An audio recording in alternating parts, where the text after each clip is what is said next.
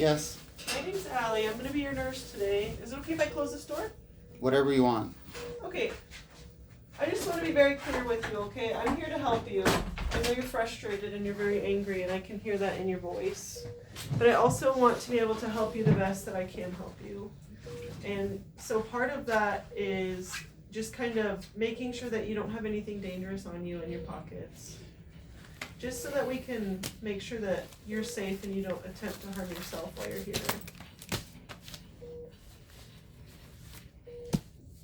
Thank you. And then, you know, I know he just talked to you and you're very frustrated, I can tell. Have you attempted suicide recently? I don't want to talk about the methods because then I won't have the ability to take my life. Okay. What you don't understand is that for me, this is my form of justice because it's being denied. So I'm not here to prevent my suicide. The first time I came here, whether you even know of me or not, it was an attempt to describe the traumatic events I was living and have other people believe the level of lack of morality that I was experiencing in many, many things that you probably don't need to know. And then I was perceived as not being in my right of mind, which was not healthy for me.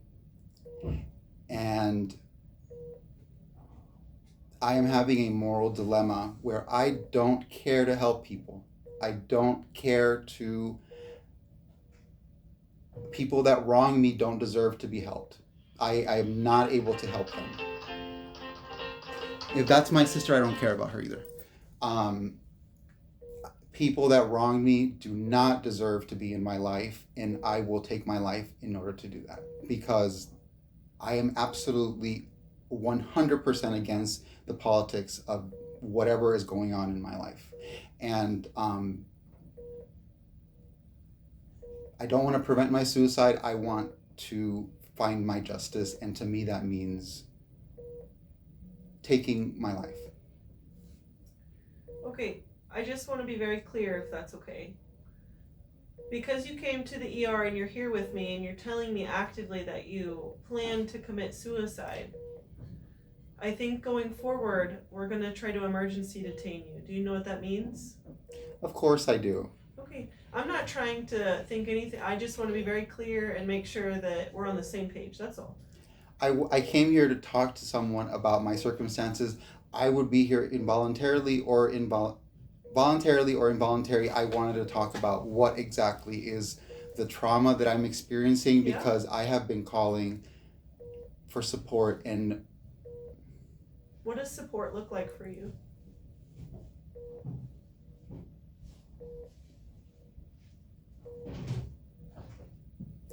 The person I talked to on the phone asked me that essentially. She was saying, do you want to talk through these feelings? And I don't find that acceptable because at the end of the day, when I am alone, when I end the phone call, and even when I leave here, I will still be abused by people who have zero regard for me.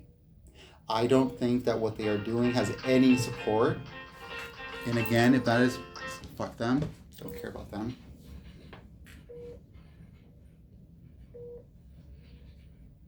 So what does support look like from my standpoint, then, per se? I came here because I wanted to share. I think people are immoral, and I wanted to share my story because I wanted to hopefully believe that I didn't have to take my life. I don't think I can, though. I don't think I can believe that I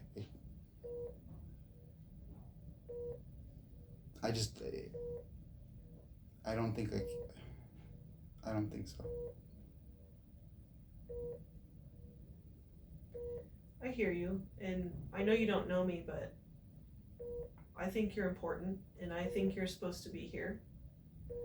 And I believe there's a reason that everyone is here and is born Now, as far as your story goes, I can't speak to that. I have not lived it, I have not experienced it, and I don't feel the way that you feel. But I believe that you're supposed to be here. I understand what you're saying. I don't feel that way, but I understand what you're saying. Yeah. So kind of, where we can go from here is speaking to psychiatry. I know that you don't sound very interested in that, but I think that I'm interested in talking about why I don't want to be alive, and hopefully absolutely. Hopefully we can work towards getting rid of those feelings. I hope that's the case. Okay. And I think that's really important, and I'm really glad that you verbalized that, because I think you're supposed to be here. I think all of us are supposed to be here. There's a reason. I don't think that. That's okay. I think the people that took their lives, that was their justice, and they deserve to die. Perfect. And I know why you're saying that. You're not smarter than me. I'm not trying to. I know, but you are saying something comforting, and there's nothing comforting about what you can say to me. I hear you.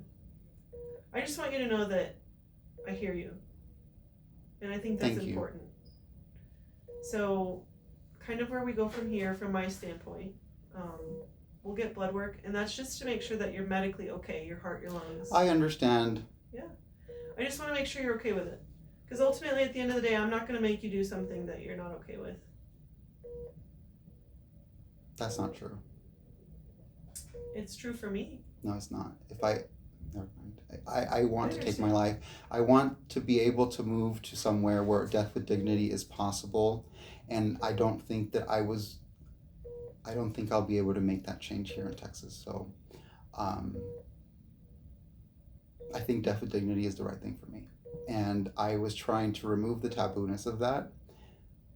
I don't think I'll be able to, so I don't owe anyone anything. Okay. Are you willing to let me get blood work from you? Sure. Okay. The other thing that I think is going to happen next are the UHPD is going to come down and talk to you and essentially, I think, put you under an ED. Sure. And then from there, we'll get you in a couple gowns, and essentially we'll take your belongings and get them locked up, and then kind of go from there. I know with the ED process, a lot of rights are taken away, but I 100% believe in... Can I have my papers so I can show them? I think so. As long as we go through, we'll take the important expensive things like your phone, keys, money, things like that. And I think that your papers are okay. Are you okay with that? If not, you can look up my YouTube channel. I already uploaded the video. Oh, no, I think that your papers are okay. Maybe you provided one to take a look at it. Yeah, absolutely. Yeah. And actually, have you ever spoken to our psychiatrist before, Dr. Wallace? I don't know. Okay, that's okay. He's actually really fantastic, so I think he would really be good listening to you as well. I want you to know that I'm very honest, and I don't know what experiences you've been through, but I'm going to be plain faced with you. I'm very honest. I'm not going to lie to you. If something changes, I'm going to tell you the truth. This is already a hard enough process, and so I like to tell the truth and kind of... I don't think you're bullshitting me. Okay, good. Alright. What I'm going to do is go get some stuff so we can draw your blood real quick. We'll get an EKG, essentially just make sure your heart's okay. And then from there, we'll get you into a gown and we'll lock up your stuff, okay? Sure. Thank you. So my name is Tony. I'll be here to watch over you, to make sure you don't hurt yourself. Okay. You have any questions, I'll probably escalate it to Allie, the nurse, and then she'll escalate it to the doctors. Okay. Alright. In the meantime, your name is Ivan? Yes. Well, you have a TV in this room. Do you want to watch TV? No? Okay. Alright.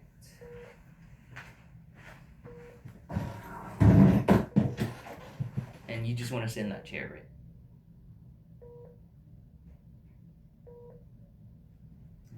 Yeah, okay.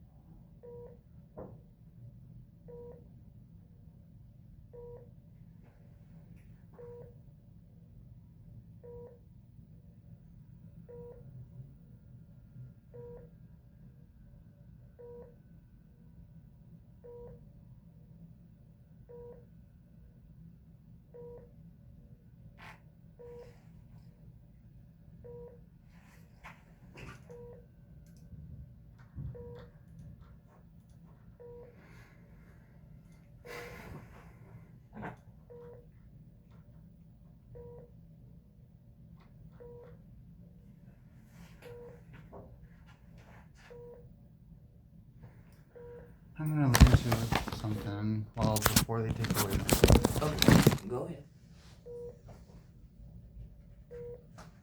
What kind of music do you like?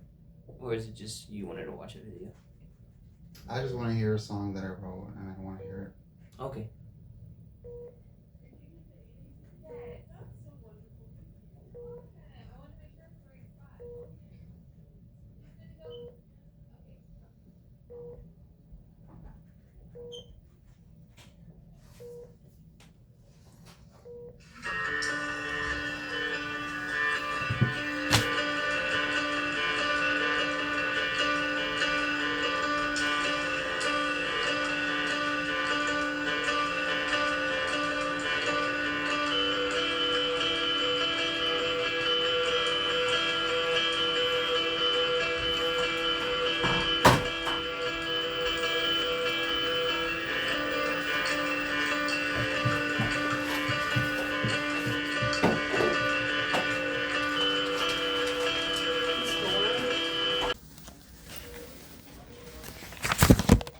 Hi, are you Ivan?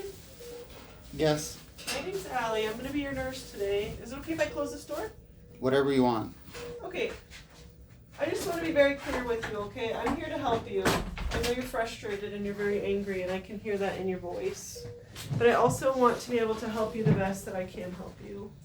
And so part of that is just kind of making sure that you don't have anything dangerous on you in your pockets. Just so that we can make sure that you're safe and you don't attempt to harm yourself while you're here.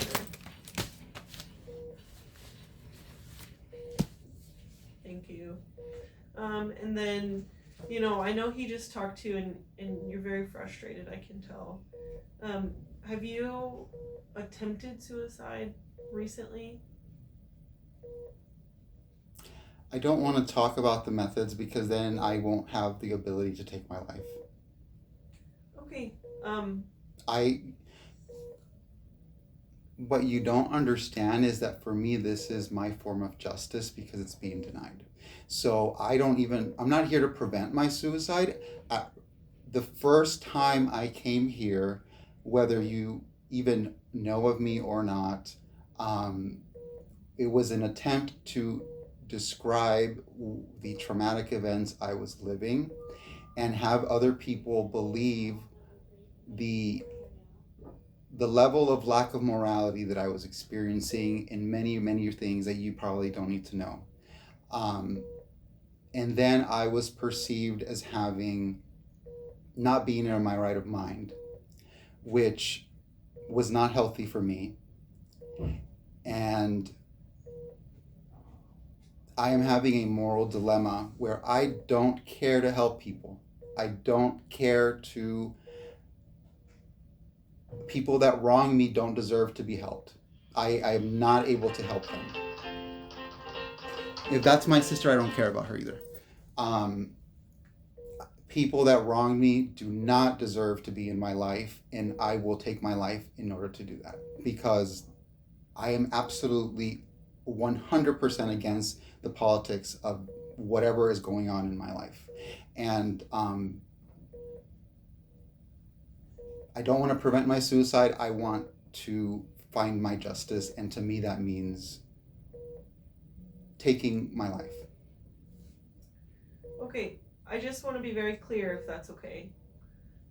Because you came to the ER and you're here with me and you're telling me actively that you plan to commit suicide, I think going forward, we're going to try to emergency detain you. Do you know what that means?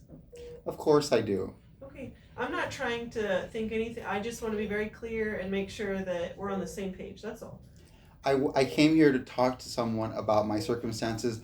I would be here voluntarily or involuntary. I wanted to talk about what exactly is the trauma that I'm experiencing because I have been calling for support. And what does support look like for you?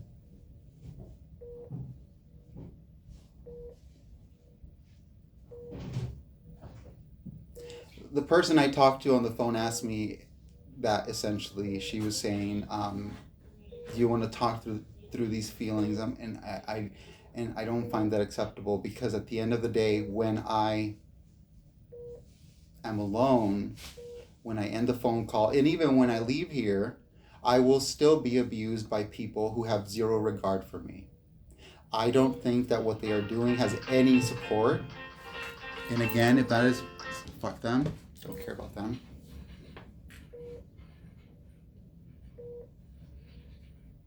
So what does support look like from my standpoint, then, per se? I just came, I came here because I wanted to share. I think people are immoral, and I wanted to share my story because I wanted to hopefully believe that I didn't have to take my life. I don't think I can, though. I don't think I can believe that I just, I don't think I don't think so. I hear you, and I know you don't know me, but I think you're important, and I think you're supposed to be here. And I believe there's a reason that everyone is here and is born. Now, as far as your story goes, I can't speak to that. I have not lived it, I have not experienced it, and I don't feel the way that you feel. But I believe that you're supposed to be here. I understand what you're saying. I don't feel that way, but I understand what you're saying. Yeah. So kind of, where we can go from here is speaking to psychiatry. I know that you don't sound very interested in that, but I think that I'm interested in talking about why I don't want to be alive, and hopefully we can work towards getting rid of those feelings. I hope Yes. that's the case. Okay. And I think that's really important, and I'm really glad that you verbalized that, because I think you're supposed to be here. I think all of us are supposed to be here. There's a reason. I don't think that. That's okay. I think the people that took their lives, that was their justice, and they deserve to die. Perfect. And I know why you're saying that. You're not smarter than me. I'm not trying to. I know, but you are saying something comforting, and there's nothing comforting about what you can say Okay, to me. I hear you. I just want you to know that I hear you. And I think that's Thank you. important. So, kind of where we go from here, from my standpoint, we'll get blood work, and that's just to make sure that you're medically okay, your heart, your lungs. I understand. I just want to make sure you're okay with it. Because ultimately, at the end of the day, I'm not going to make you do something that you're not okay with. That's not true. It's true for me. No, it's not. Never mind. I want to take my understand. life. I want to be able to move to somewhere where death with dignity is possible, and I don't think I'll be able to make that change here in Texas. So, I think death with dignity is the right thing for me, and I was trying to remove the tabooness of that. I don't think I'll be able to, so I don't owe anyone anything. Okay. Are you willing to let me get blood work from you? Sure. Okay. The other thing that I think is going to happen next are the UHPD is going to come down and talk to you and essentially, I think, put you under an ED. Sure. And then from there, we'll get you in a couple gowns, and essentially we'll take your belongings and get them locked up, and then kind of go from there. I know with the ED process, a lot of rights are taken away, but I 100% believe in. Can I have my papers so I can show them? I think so. As long as we go through, we'll take the important, expensive things like your phone, keys, money, things like that. And I think that your papers are okay. Are you okay with that? If not, you can look up my YouTube channel. I already uploaded the video. Oh, no, I think that your papers are okay. Maybe you provided one to take a look at it. Yeah, absolutely. Yeah. And actually, have you ever spoken to our psychiatrist before, Dr. I don't. Wallace? I don't know. Okay, that's okay. He's actually really fantastic, so I think he would really be good listening to you as well.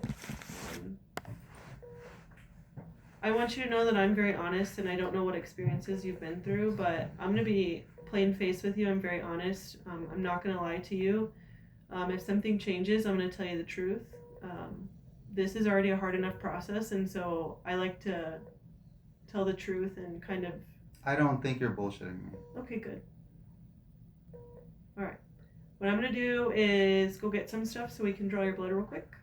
We'll get an EKG, essentially just make sure your heart's okay, and then from there we'll get you into a gown and we'll lock up your stuff. Okay? Sure. Thank you. So my name is Tony. I'll be here to watch over you to make sure you don't hurt yourself. Okay. You have any questions? I'll probably escalate it to Allie, the nurse, and then she'll escalate it to the doctors. Okay. All right. In the meantime, your name is Ivan? Yes. Well, you have a TV in this room. Do you want to watch TV? No? Okay. Alright.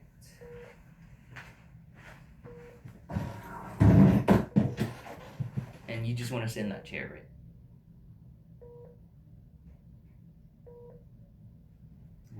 Yeah, okay.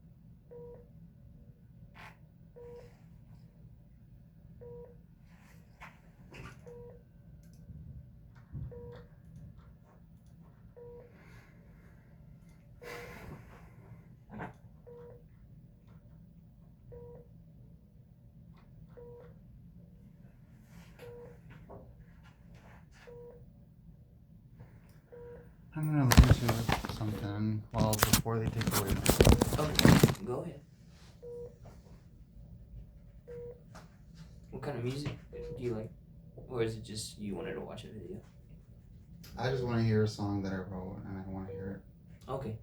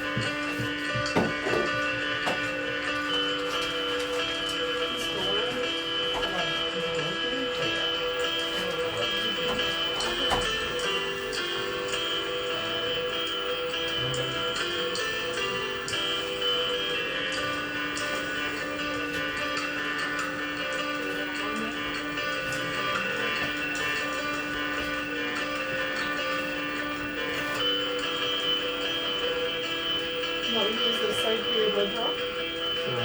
Okay.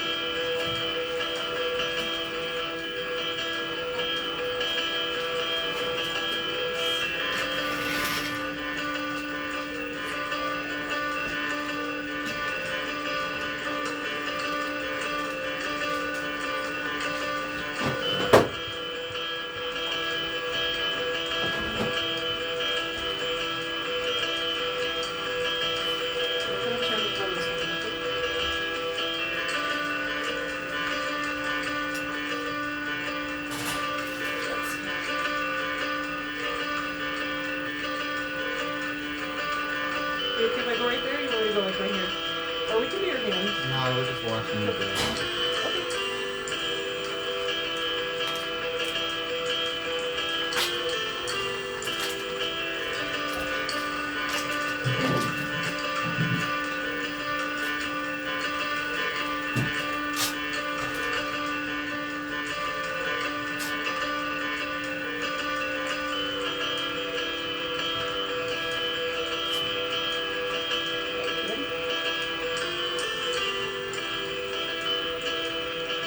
You want me to count or just do it?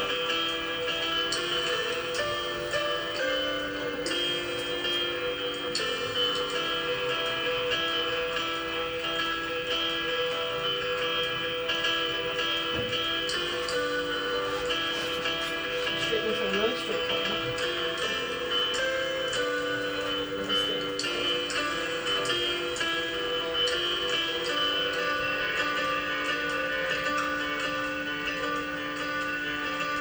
If it's not comfortable, then I'll switch. Okay,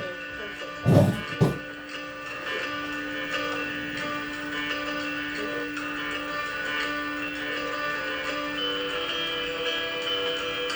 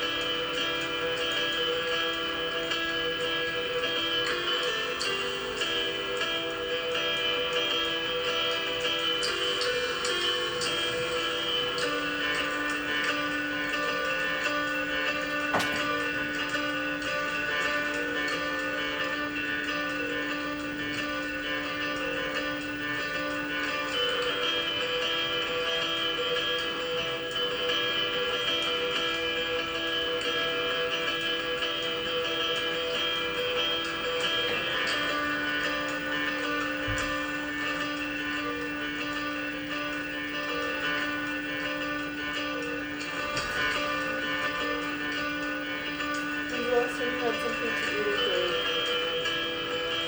Something over today, I guess.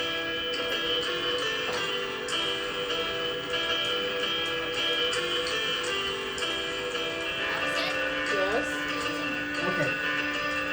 20 can go for a CT esophagram. Okay. Do you mind giving a call whenever you get a chance? Sure. Thank you very much. I talked to him, so he said yoga. Okay.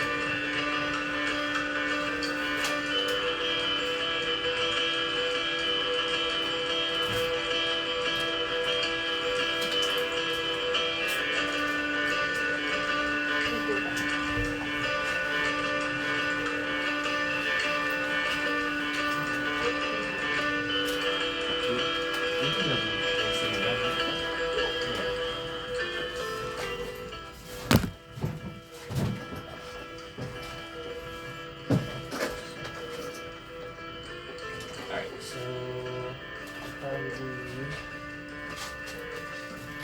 have you get changed into the gown and I'll get you changed. Get these wires just to take a picture of the electrical conduction of your heart.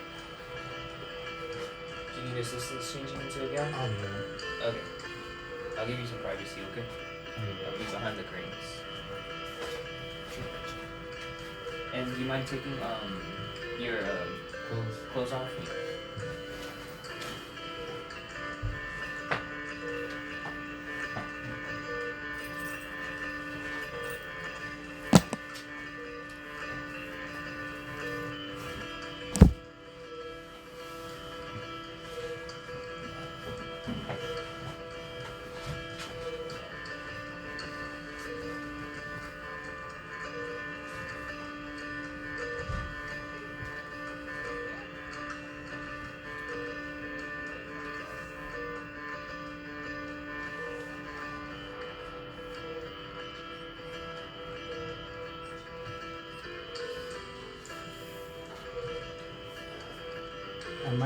Am I taking underwear off or?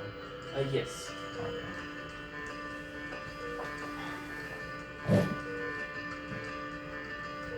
And then you can double gown to cover your back portion of the body as well. So I have another one on that counter.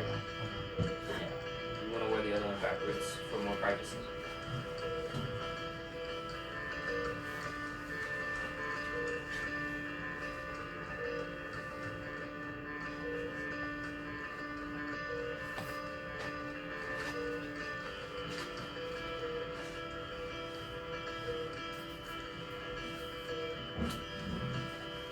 Okay. Alright. Sweet. Okay, so I'm sorry. I'm just gonna put these stickers on your heart, okay? So I know I need to get to your skin. Give me one moment actually before I start.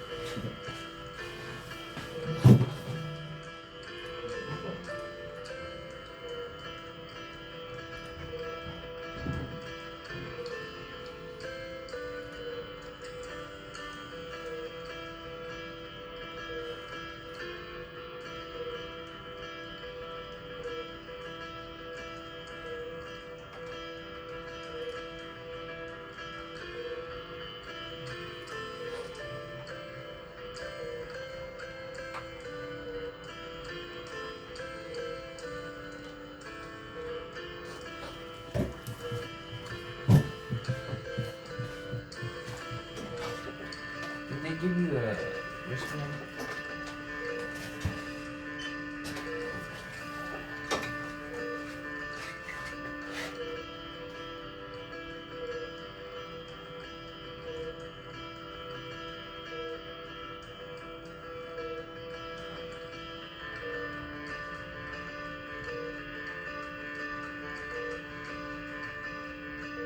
Your birthday's tomorrow? Funny question. Oh no. Okay. It's November 17th. Right. Sorry. They had the wrong numbers. I thought it was July. Or you can make it up either way.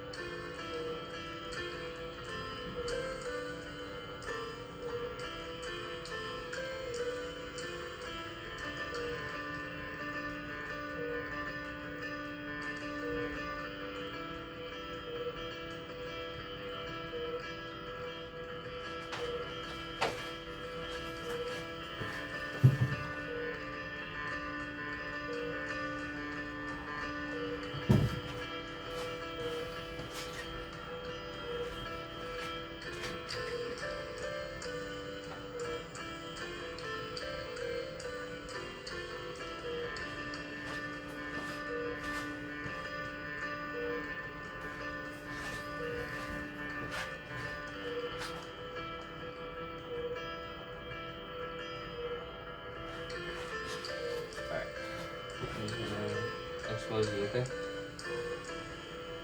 Let's see.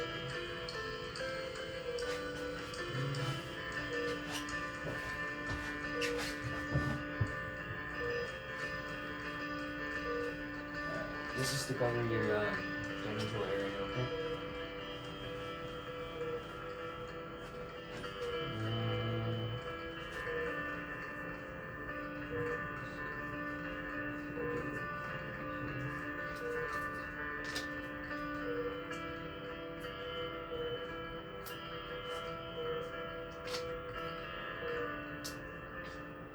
Why are you doing it then? So your heart conducts throughout your whole entire body. That way I don't have to put so much on your chest.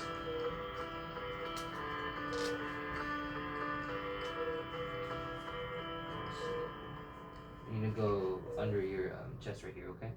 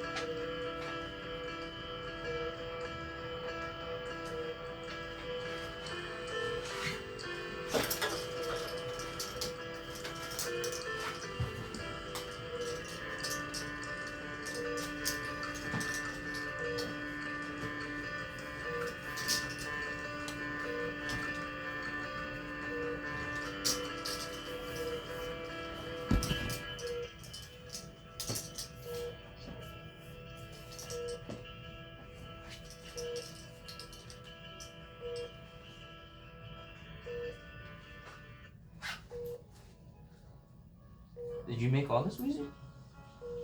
Yeah, that was just one song.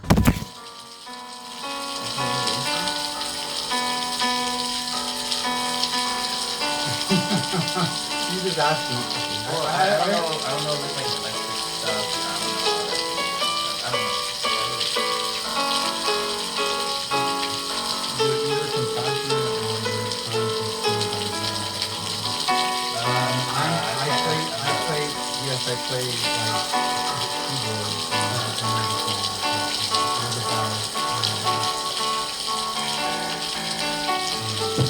it's about I kind of wrote that song when some of the things that I was doing in December of 3 years ago. It's called Passion is Interesting, and it's about I was reflecting on life and death regarding Jesus Christ. It's a song about reflecting on having a better relationship with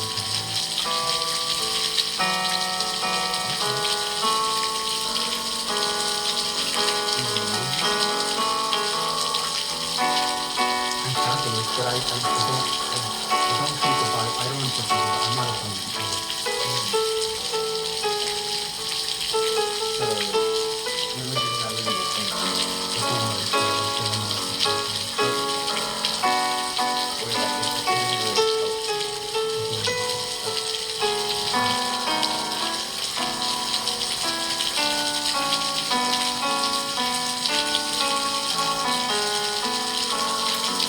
So I recorded myself saying, this is meant to be like an improvisation of Ben by Ben. And as I'm using my CapCut program to make this video, I am having, I am essentially, what is the problem is that they are making my ability to do my music stuff, they are, I'm not able to do the things that I used to do because everything that I do is under the iPad. Well, you can look at the paper. Every time you're doing stuff, I'm not. I'm just curious. I'm not a doctor. that's not just, that doesn't mean anything. Yeah, I know. Doctors are also wrong. The person who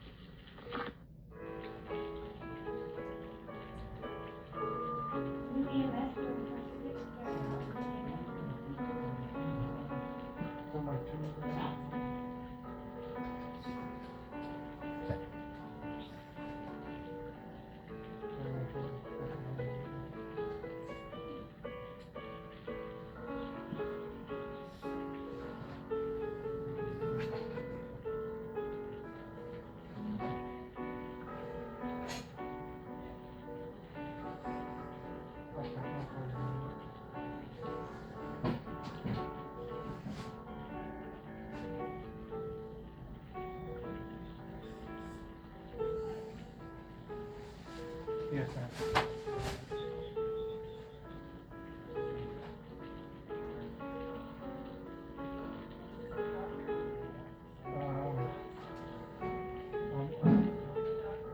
What was it talking to you about?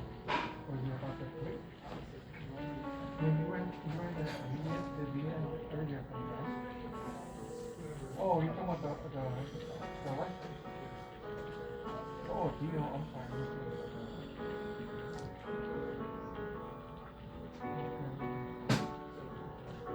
I have 46145612. Yes. About Marisol Sanchez, 1019. Oh, four. Harcourt. Harcourt. Harcourt.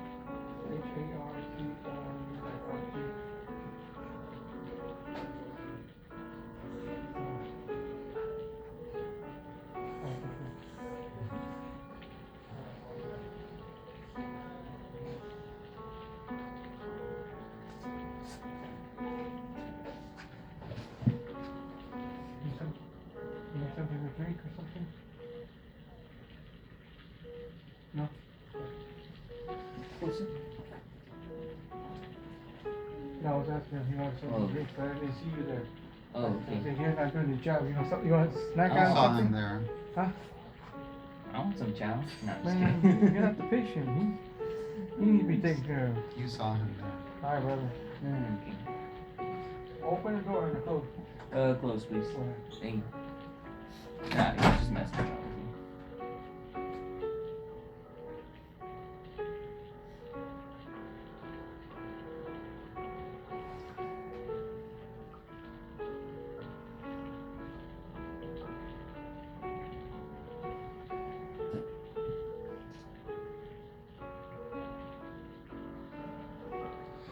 Sorry for you meeting me in this weird situation.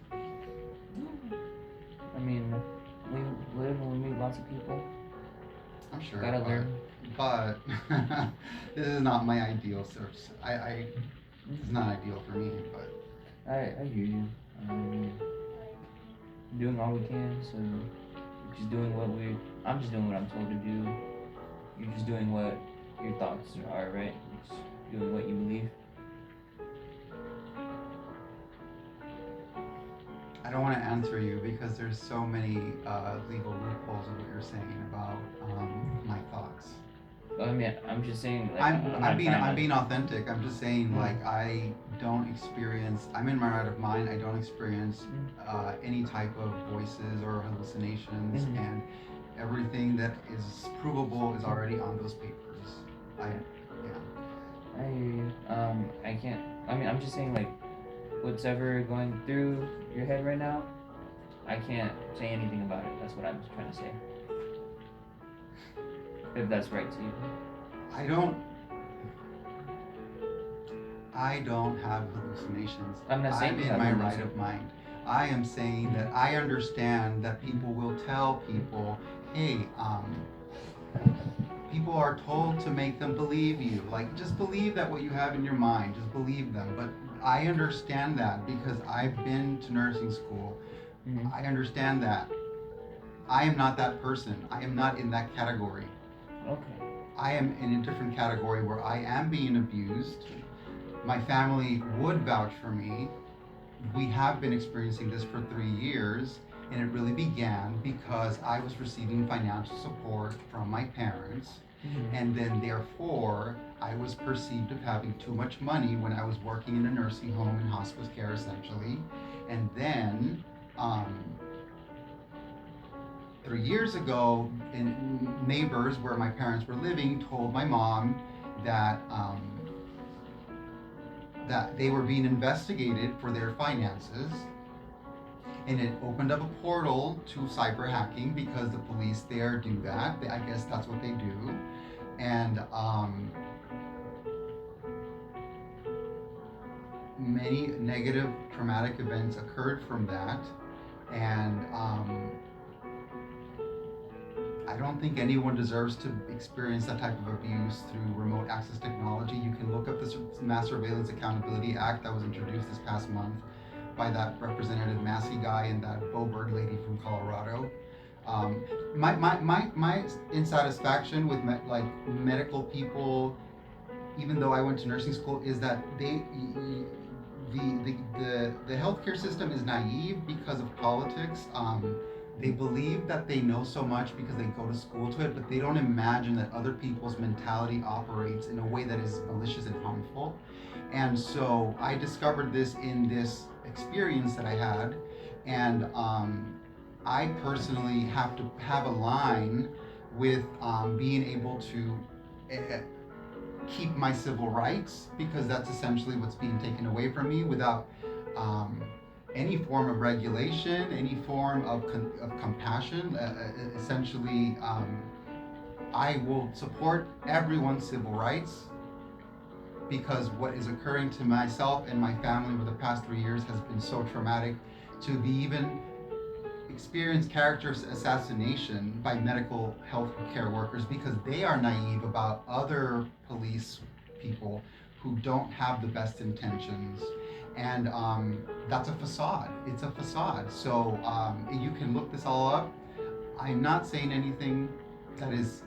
I am saying something maybe new to some people because they probably don't consider.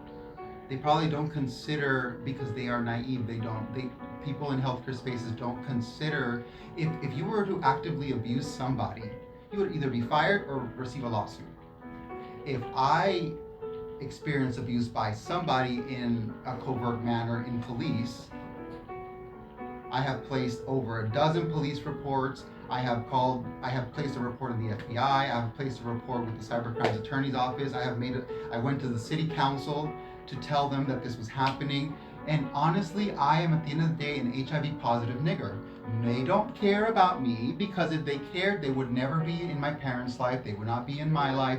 They would not have damaged my car vehicle by having monitoring in it. They would not have stolen my Nintendo Switch or my laptop. They would not have stolen my parents' marriage documents because that implies that they wanted to know that if my mom was an illegal alien so that they can deport her the way that this has been going on in the past 2 years.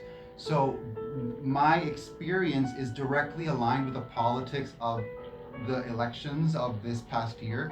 And so what I showed you was that I was going door to door to volunteer for the James Talarico campaign thinking, oh, he spoke to me because he has diabetes and he's trying to make healthcare more affordable. And I was like, okay, I can support that. And then as I guess I collect a file folder that says right here, Substack Talarico. They color it black because they don't want me to have civil rights or my own mind. They don't want me to support that. And So you don't have access to it. What? Wait, did they block your access to it? No, look at the folder. Uh-huh. If you used a computer for 30 years, folders are not black. Mm-hmm. They're not black. Okay. Anything, everything, like everything, even my music recordings, everything gets turned black. And I guess that either means that they're being racist or they're like blacklisting me or whatever. I think I overheard her saying something about Alphabet. I'm like, I don't consider myself in that way. I'm simply, I deserve to have my civil rights. And the fact that I am having my comments blacked out, the Brian Johnson, whether you do know of him or not, maybe he's a joke in the medical community. He's some billionaire guy who is trying to innovate science and medical technology to create immortality and age reversal. And I liked a comment, it's not there, but I liked it and they disliked it. If you, literally right now, if you go to YouTube, if you like something, this will not have a color. Right. Now it does though, because they're showing the dislike. And then when I went to school, I had actual identity theft. It says right here, contact the police.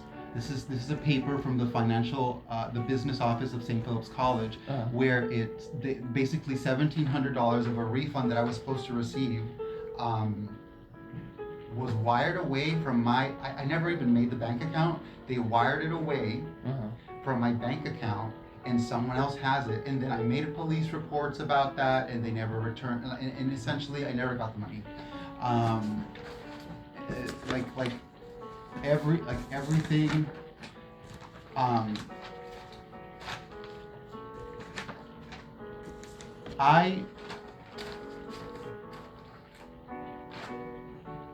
What I feel is that I'm experiencing is I have a moral injury. I have a moral injury of what I've seen and what I feel I'm traumatized by. I feel like, to me, other people don't understand that this is too much. I cannot live a life. It's one thing to experience other people remotely accessing your things. It's another to engage in your interests, share them. I have 14,000 views on a Michael Jackson HD remake Thriller thing because I went to UCLA and then I had the opportunity to network attend workshops at the Grammy Academy. And so over the past 20 years of my life, I've always downloaded video game files and music files and worked on them to make them sound high quality. And I have the best HD remake of Hyper Ballad on the internet. I made the recording.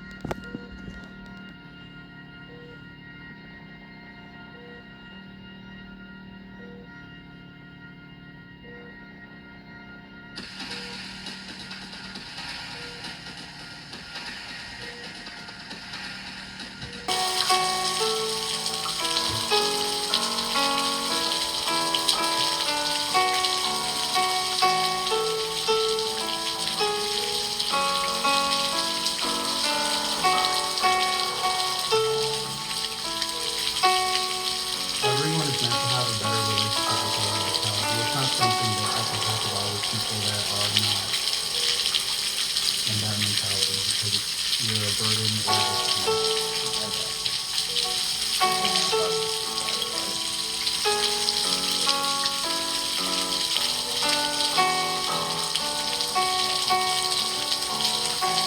don't know what you want from me.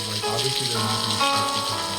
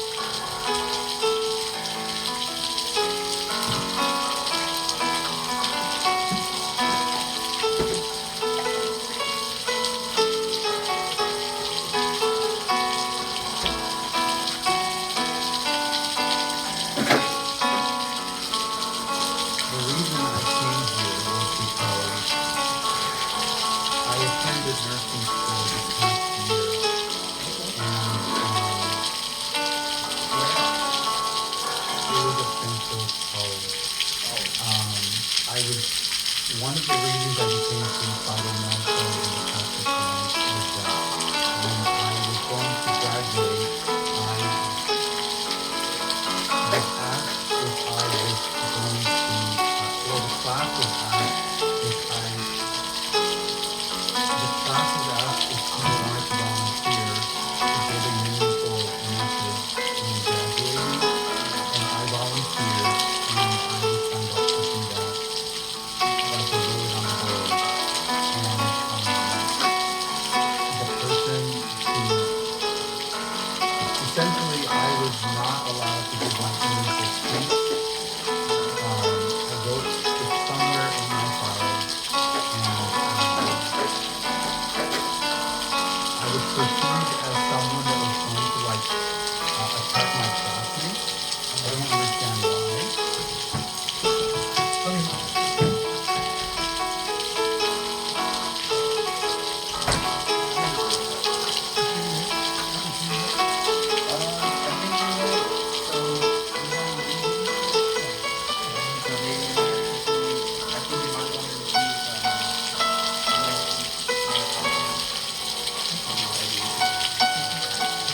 I had called actually the police.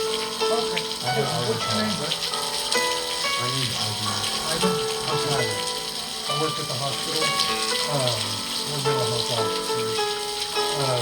So I'm not really sure why they called us, but they wanted us to come check I on would like to report. Oh yeah, absolutely.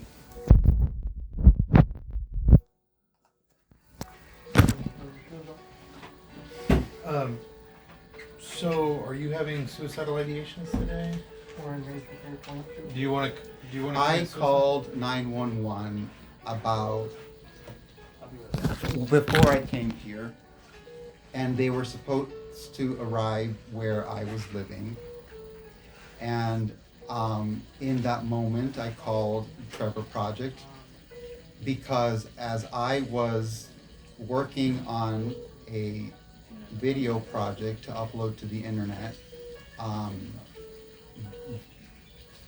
I have evidences that I've been making police reports where I am experiencing cyber abuse, sexual misconduct, organized burglaries by police. They stole my parents' medical, financial, and marriage documents. They stole my HIV documents. They stole my Nintendo Switch and my laptop. And they are likely getting paid to be living next door. They have made thousands of dollars in my name and in my parents' name. They stole, they've been reducing my parents' income about $2,000. My mom feels discriminated because she is being perceived as, APS told her that she's incompetent, or someone is saying that she's incompetent to be able to be a caregiver. My taxes were fraudulently made by someone, I guess, at Hewitt. And I believe it's at the direction of people that have the means of the skill set of cyber hacking in police. And so I called the cybercrimes attorney office in the past month. And I think because of the politics of this town that they don't really support what is essentially a stealing of ownership of other people's property. And so because I was working on my video project and because the cyber abuse is still happening, I don't find that being alive is safe because these things keep on happening and they have been happening for 3 years. And I don't think that there is no hope. There's just no hope. There's no hope. I keep being abused every day. I have been calling, and everyone's exhausted by me.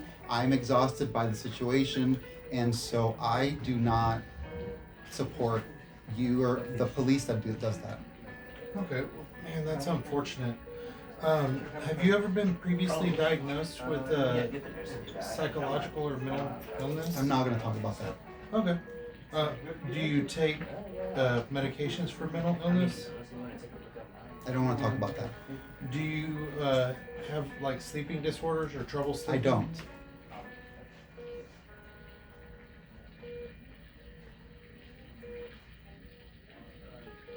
Have you ever had thoughts about harming anybody? No, but that's offensive because y'all wrong people. And you think that you deserve safety and wellness, but that civilians do not. I don't think that at all, man. I I've worked in a hospital. I mean the politics of MAGA police. Well, I worked for the Bexar County Hospital District Police Department. I don't work It's for all the same to me. president. There is no Okay. such thing as a good or a bad cop. All right. So, what's going to happen is you're going to be placed under emergency detention. Okay. We're going to get the paperwork filled out, and the medical staff's going to take care of you. Okay? Alrighty. Oh yeah. Watching it You all. already have that on fish sheet from the 40. They can do the one. I don't know, but I did order a fish sheet.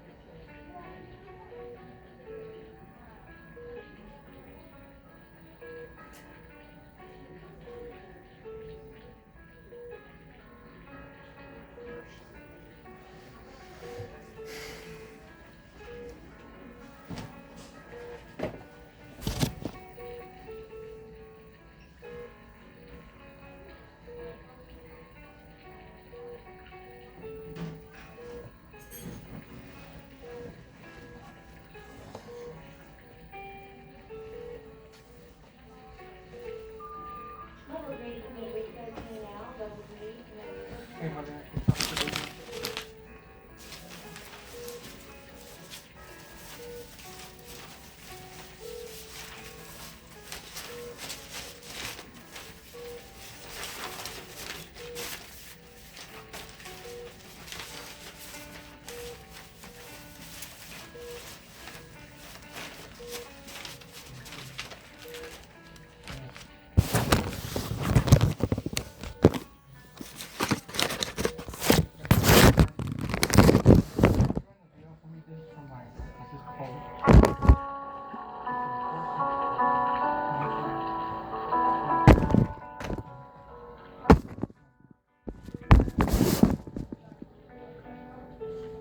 Yes, can you print hold for me?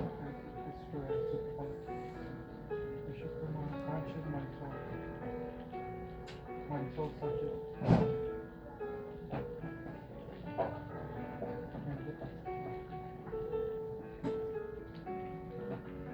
Yes, it was for Sister Paula. And then, can you print and hold that vehicle information for me too? Thank you.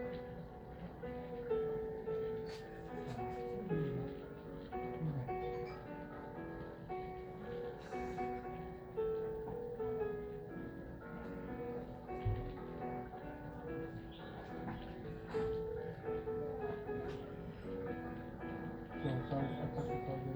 Did they get you what you needed? Yeah. No? We don't have to turn out for the emergency. Is it?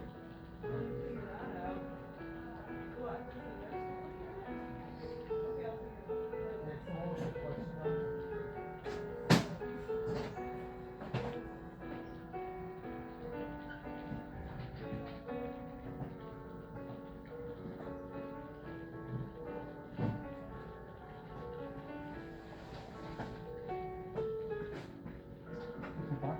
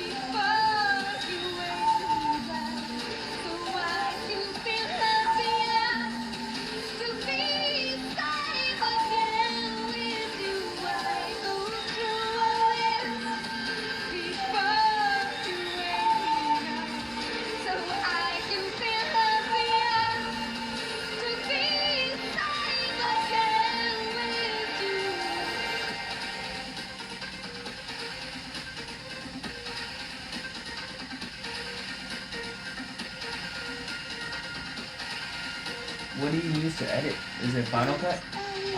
CapCut, CapCut. and I'll use audio filters. Nice. No one is awake, and back at my clear, still throwing things out. I listen to the sounds they make on their way down. I follow with my eyes till they crash. I imagine what my body would sound like, slamming against those rocks. And when it lands, will my eyes be closed or open? I go through all this before you wake up, so I can feel happier to be safe again with you. I go through all this before you wake up, so I can feel happier to be safe again with you. I go through all this before you wake up, so I can feel happier to be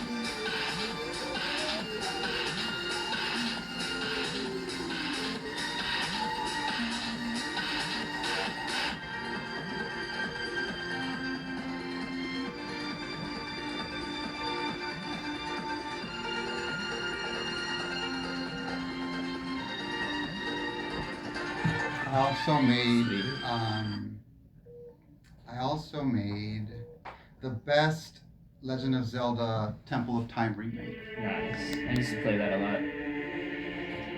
Did you play Zelda back then?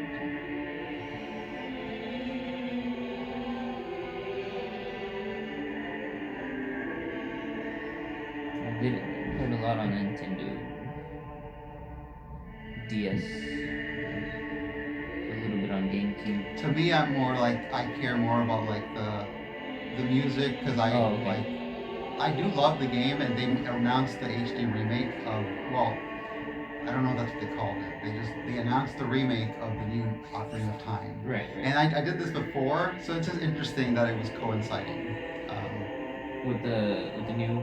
Well, because I a lot of people online, as you probably know, they make either reconstructions of the original file, or they make covers, or Right. and yeah, so I love high quality music, and so I figured out ways to layer the with audio filter. I can do like a low filter and a high filter, and then the bass line is really the hard part, because when the bass line is not recorded correctly, and so like for example, the older tracks by, like, let's say, this is not an older track, but this is the best. Look, I made an HD remake of this song.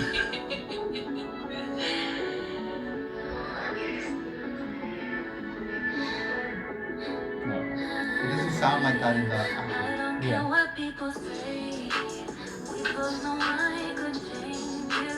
I guess Is that It's a live studio sound. That's what I was going for. Oh, okay. Nice.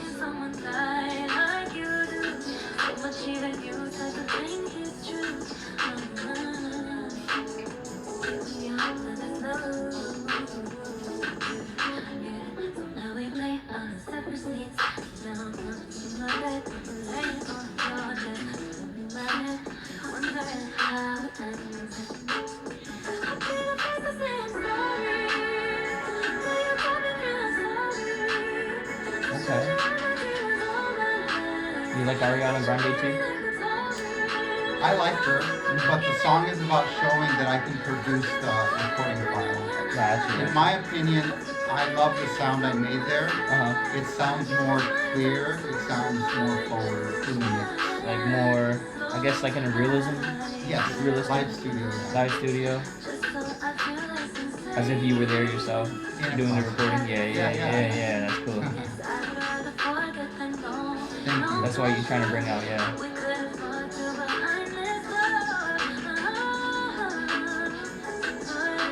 I think the actual music videos is just more high pitched and tuned out. But I can kind of hear the difference. Sorry, I'm not a big fan of her. I just don't remember right now. I'm not used to what the one I made, so I don't. Gotcha. No, I like the song. It's a good song too. It goes well. I mean, Because the her song, vocals are pretty good if you try to bring it out, right? Yes. Or bring it to like a studio version, because her vocals like are really good. I don't know. To like. I'm trying to edit. see which. Mm-hmm. So like a prayer, for example, is an older song. Right. And it sounds different, but I wanted to show the one that has like more views.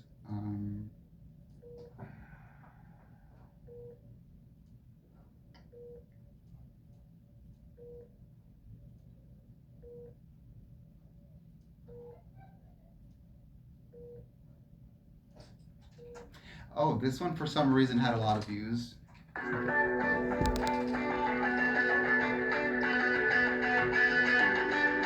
Nice.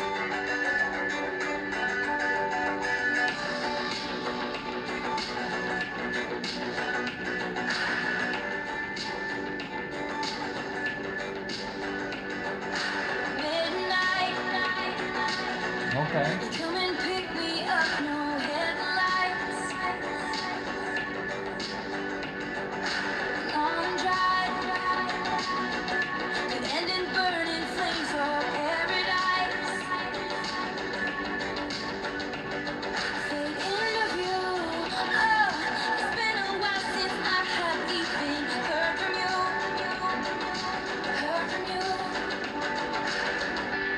I should just tell you to leave, 'cause I know exactly where it leads, but I watch us go round and round each time. You got that daydream look in your eye, and I got that red lip classic thing that you like, and then we go crashing down.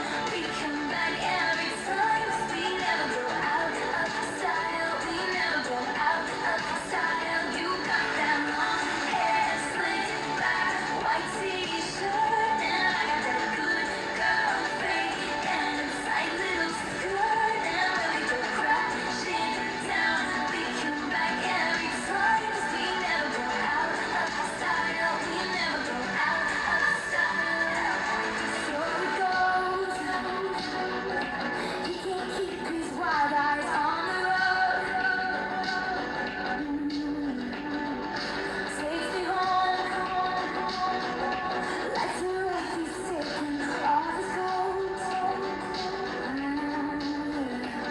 I say I heard, that you've been out and about with some other girl.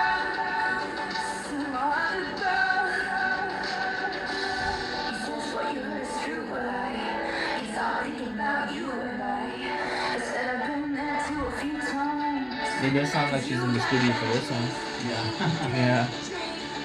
But you can kind of hear her real voice, but kind of like the tune as well. It's because the video is taken from the concert, but the voice I used a filter where the idea was to make a song file sound like you're at a live concert. Right. But in the studio. If you look up the Lady Gaga Apple Music Mayhem album performance sheet, live studio means that it sounds like live, and it's a studio, but like, I don't know how to explain this. Yeah, I'm not a big. When you buy a CD, Right. the mix is meant to sound like polished, as if it was not live. It was just like a studio sound. So in that Mayhem recording, she actually made it sound like live studio, meaning that the audio is high quality like a studio recording, Mm-hmm. but the actual sound of it is meant to sound like you're at a live concert. So that's why it's called live studio. Okay, so that's why you had like some of the reverb and the Yeah, like the echoing going on, I guess. yeah. Yeah. 'Cause I was You like, wanna hear it from for a me, big space. yeah, for me, like that's the fun part. Yeah.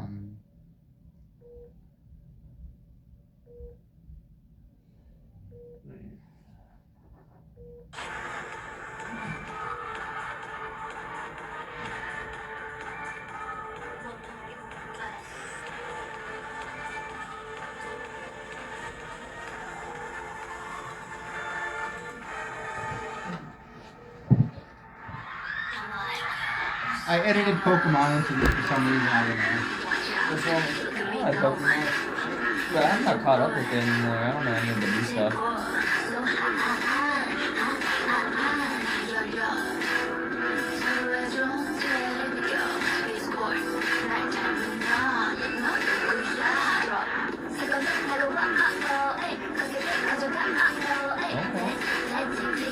It's like a rave thing going on. This song, yeah. Yeah, like That was the video well, the Lemonade album was I was reacting to when they were affecting my opinion. gotcha.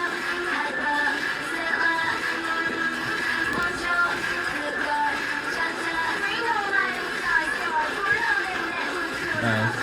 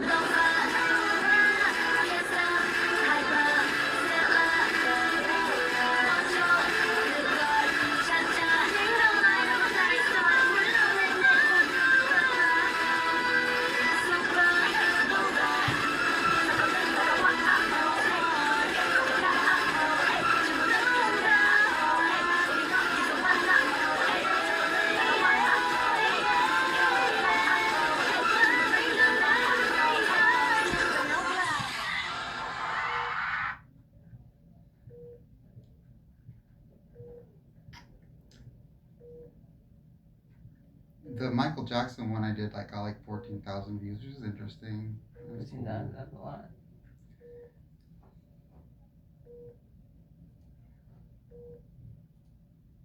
Heart of Glass got 50,000, Okay, gotcha. and then Abracadabra.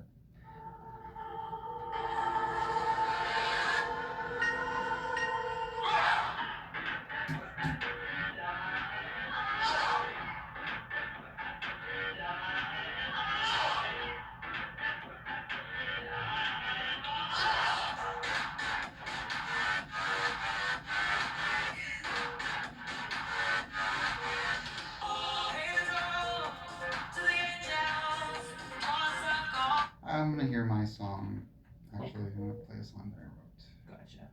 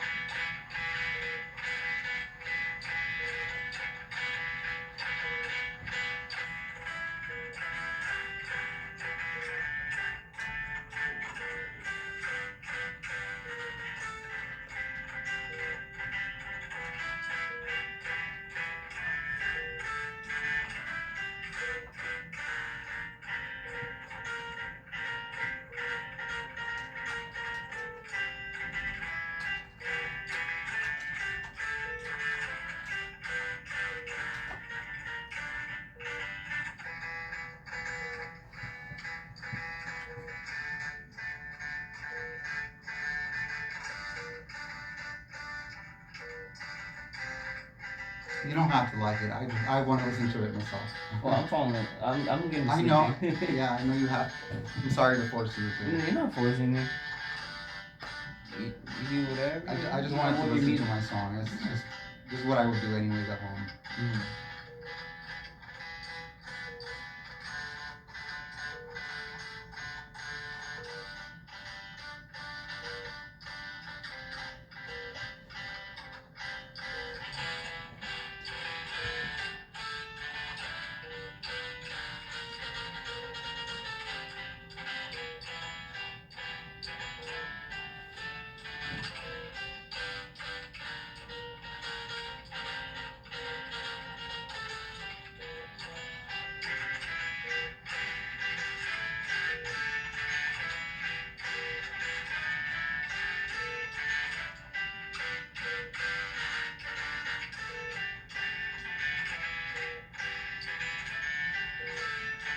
Was nursing school difficult for you? I'm actually in my last semester right now at SAC. Oh, I'm so sorry. I am so sorry to burden you. I work full time here, which my grades dropped, so It sucks. as I'm actually like quitting tomorrow. Tomorrow's my last day here. I don't know if that's true or not, but I mean, I'm sorry about that. it's just really hard. So like, I'm just trying to pass my classes. That makes sense. Yeah, and so like, if I'm not I'm not allowed to study here, which is kind of stupid. But I yeah, see, yeah. Maybe it's different. Yeah. It's just the studying for me. I need more that time. makes sense. Mhm. And then I'm probably gonna find some easy barista job or something. I don't know, just to pay the bills. I don't know. That's me, though. for you. Yeah. I just I don't know. That's hard. Yeah. It's a lot. Do you have family here? I do, but I just moved out due to some Gotcha. personal issues. That's okay. Yeah. Yeah, when I went to UCLA for undergrad, that was interesting because like I had to like take care of myself. Mm-hmm. I didn't have any family. The Mm-hmm. people I knew that were friends kind of became closer in that regard. I did. So like I don't know. Mm-hmm. My experience, because I'm living. Last time I was here, there was nurses saying that having HIV was disgusting, and I'm okay with that. Like I think people think it's disgusting, and why I'm bringing that up is because I remember a girl when I was here. I came to here again 2 years ago, Mm-hmm. and she said having HIV is disgusting, and she didn't know that. She probably didn't know that I was HIV positive, and so I kept that in my mind when I went to nursing school because the classes that talked about that, they don't talk about how when you're undetectable, or when they don't talk about like, they barely talk. They talked about it. I actually was outed. Like I, essentially, an instructor, Mr. Mazarak, my, like I had said earlier, my parents' property. We were living in an extended stay hotel because my parents moved to help me go to school, and so we were here in San Antonio. But we moved into an extended stay hotel because I didn't have time to help them find a house or apartment. So we were living in an extended stay hotel. When I go to school, my mom takes my dad to a hospital appointment. I come back to home and she tells me, Ivan, the police broke and enter into our room. My marriage, my medical, my financial documents are all stolen. I helped her look for them, and then I realized my HIV documents were stolen. And then I realized my Nintendo Switch and my laptop was stolen. And they basically, because of this quote unquote investigation against my mom or me having financial support, they were doing those robberies. And it was very close to where the news was televised, where there was like an ICE raid, some sort of like on not Blanco, the San Pedro Road, and Boss, and that I guess they deported illegal aliens, that they were like there. I don't know. That's what they said. They say that they were illegal aliens. They say that they were gangsters. They say that they were.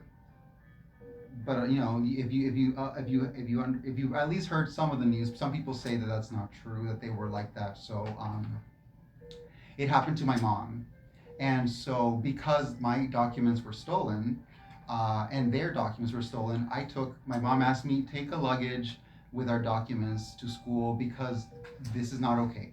So I took it to school. It had a lock, and then my instructor, Mr. Mazarak, was like, in front of the class, why do you have a luggage and it's locked? And the first thing that came out of my mouth, I didn't even think about it, was like, oh, it's because my HIV documents were stolen. And then I realized, wow, my classmates are, what I mean to say is I became outed in that way, and then my classmates had a shock in their face because they didn't know, they probably didn't think about that.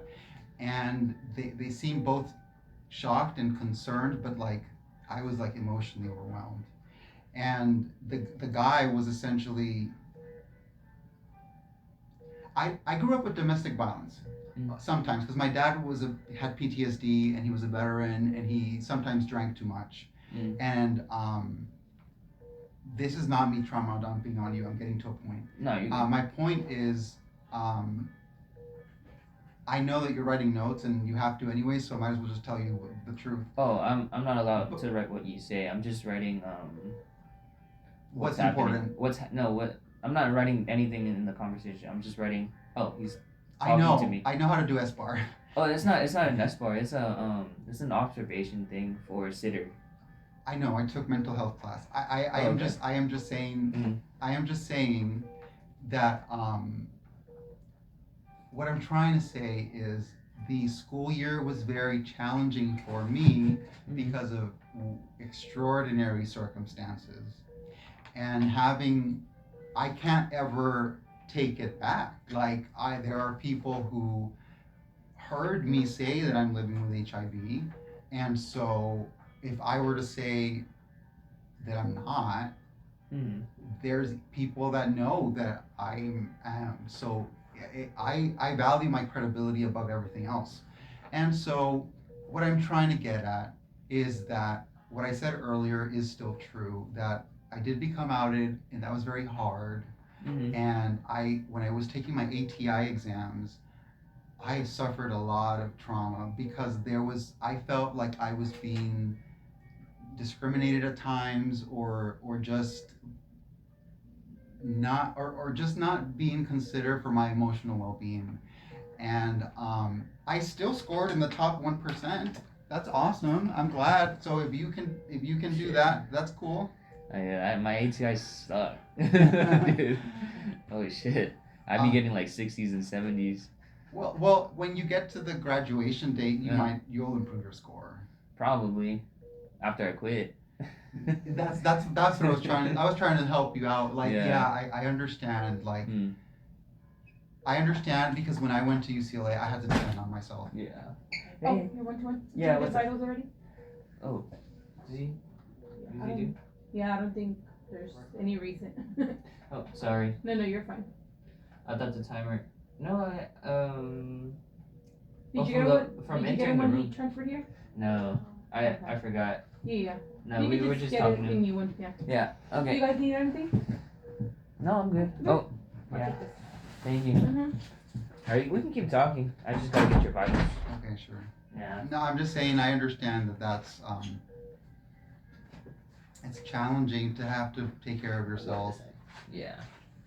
and then do all of that. And I don't feel like the ego of intelligence is even that Mm-hmm. important to me because again, I don't share this experience with most people, Right. but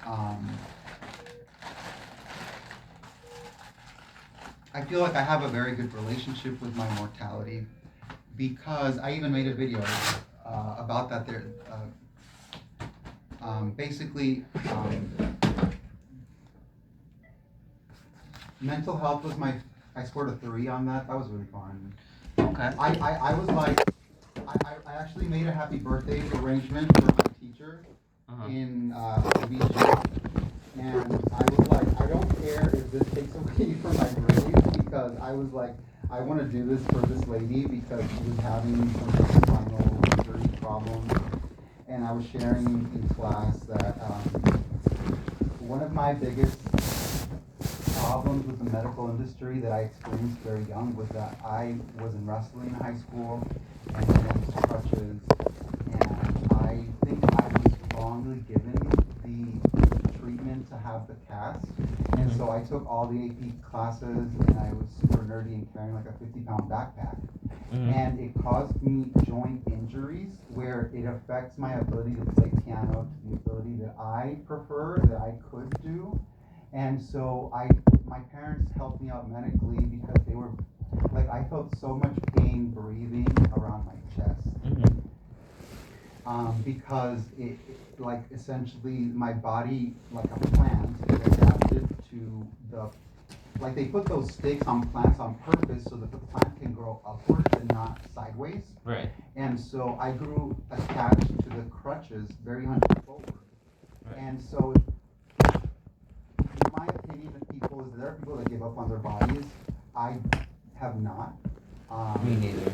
And so, I would go to a doctor, I would go to a physician assistant, and they would like prescribe like baclofen, and they would say like you can do a physical therapist, but like they didn't know what it meant to provide care, very specific, like to provide functional movement care for people that use their bodies in like instrument type of way. Right. And so I felt like this is so hard to articulate. It's very hard to articulate what I was going through at the time. And I realized that people are human and they don't know everything. Medical resident doctors don't know everything. No, And the ego of intelligence for me, I literally applied to UCLA basically saying, I want to find a cure for illnesses. And then 10 years later, I realized, I'm probably not going to find a cure for people. And so the best thing I could do is to help people adjust to changes or things that they cannot change. And is that why you got into nursing? That's what I wrote in the nursing application, but no, I was already expected to become a doctor by now to go to medical school. But when I was at UCLA, I decided to have the opportunity to attend workshops at the Grammy Academy and music. Sort of like I spent my time doing that.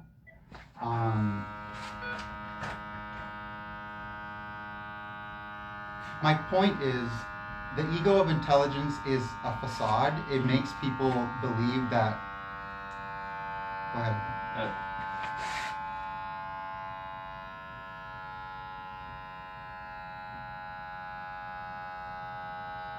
Thank you. It makes people believe that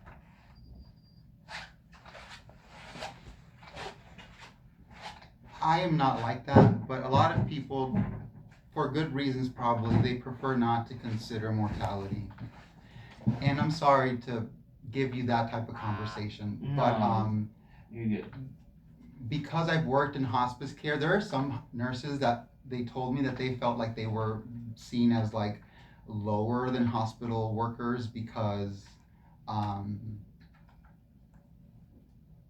That's not right. because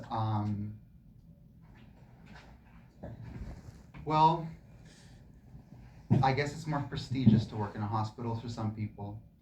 And I had a lady tell me on her deathbed, tell Ivan I love him. She just really, I guess she really appreciated me helping her out. I'm very okay with death. I feel like I have learned to accept mortality. And it's probably one of the motivating factors where, in my circumstance that I'm in, that I'm like, I feel like death is the right choice for me. Because if I cannot, if my civil rights are being taken away from me by people who are actively abusing me daily, then I am never able to be a free person by people who don't respect they don't respect me. My point is, people that in police that abuse others, they're not going to psychiatrists. I'm here because I'm brave enough to do this. They're not going to psychiatrists or therapists telling them I'm abusing the person that I'm abusing them, and You're doing this on your free will. and yes, but my Sorry. yes, no, you're not, no. But what I'm trying to say is they're not. They I'm gonna run your. there is a blood pressure. facade.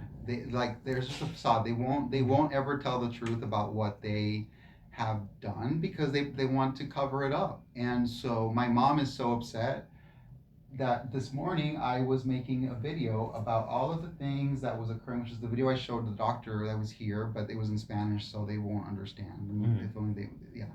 So I'm gonna run your blood pressure one more time. Try not to cross your legs or shake. I think that's because it's you. Obviously, you know how to read it, so yeah, I'm sure that's not normal for you. I don't. I'm very emotionally overwhelmed today Okay. by this. So it's last time I was here, it was also high. I don't remember, but it was either high or low. I don't remember.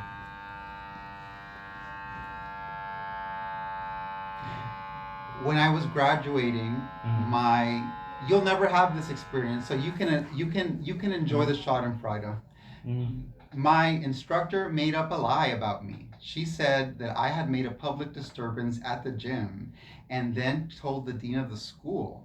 The dean of the school shows up at the graduation while I'm in line, and then they interrogate me with police, and then they're saying, "Oh, we have to interrogate you because." But here's the thing: they're like not as competent as me, and therefore I can already see through their facade, and they're like asking me sort of like, "Are you okay?" Like they're just like the girl that was here. I understand that it's sort of like, "Are you okay?" Like it's like very like, but for people that are more authentic, like I can see through you. So what I'm trying to say is she made up a false accusation because I said I need you to I I need to know if the final grade on the report is reflective of my actual work because Right. I had baked waffles for my classmates. I wanted to get through clinicals well, and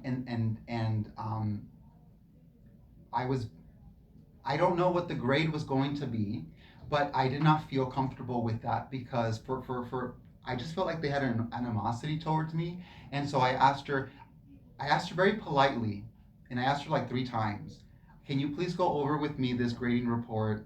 And I don't want to sign it until you go over with me." And she said, "No, I'm not going to do that." Right. And I said, "Please, because I feel like I would like to understand." And she said, "No, I'm not going to do that." And then she walked away. And I said, I'm going to place I need to make a grievance report because I feel like you are being dismissive and even a teacher had given me a late slip with her shoe stomp on it. That's crazy. And so I have been experiencing abuse and discrimination throughout the past 3 years. And I am one person. I don't have the patience of a saint. And so these people think that they are truly superior to me in the sense of like, you mean nothing, like that type of behavior. And my point is, you cannot trust someone who actively abuses somebody else to be in a position to help other people. And that is what my point of contention has been over the cyber abuse, over the cyber stalking. And what occurred at the graduation is everyone there was basically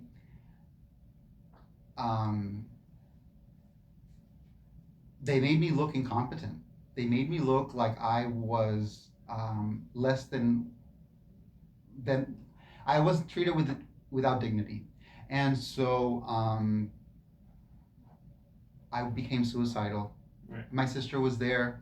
It became a public thing, and they did not let me give my meaningful speech about overcoming nursing obstacles in school and living with HIV.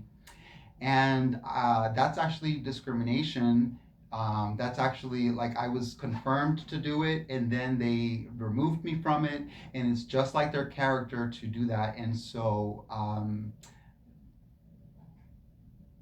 yeah, they treated me without dignity. So I became suicidal, essentially part of that reason. I'll take this off.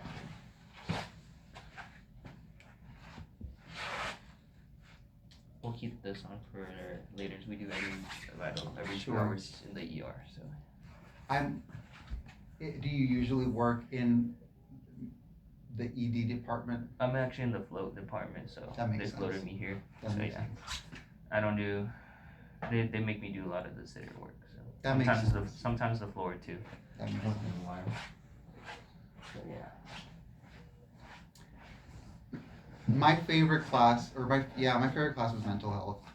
Yeah. The best compliment I got was to, ironically, because I'm here, the best compliment I got was to become a mental health practitioner. But maybe they didn't mean it. Maybe they were just toying with me because a lot of people seem to discredit me. And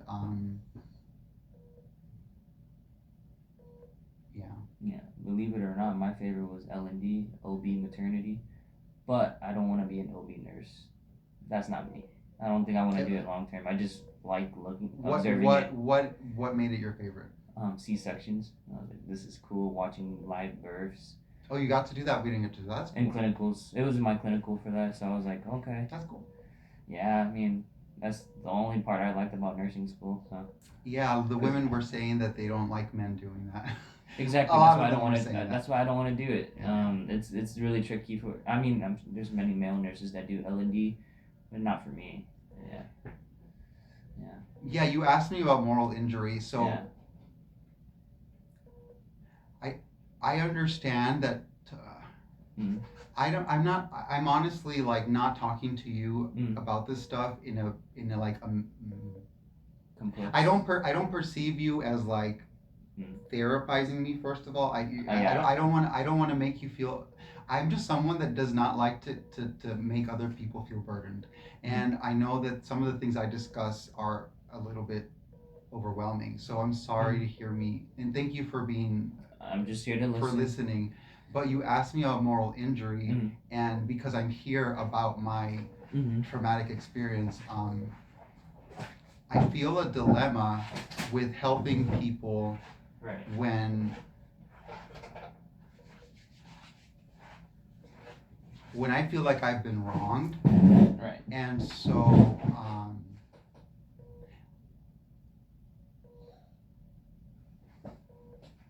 yeah, moral I feel just distressed. I feel that these abuses are actually the you can tell people what I said, or I'll repeat it later. The reason I'm here is because I have the video. Uh-huh. I was doing a reaction video to Espa's Lemonade album, Right. And as I was doing the recording thing on my CapCut, I was again receiving alterations and disabling of my devices. In my papers, it shows that I have had people accessing my belongings remotely, and you can look this up, the Mass Surveillance Act. This is what I was attempting to do the first time I came here, but then I was mischaracterized. Um,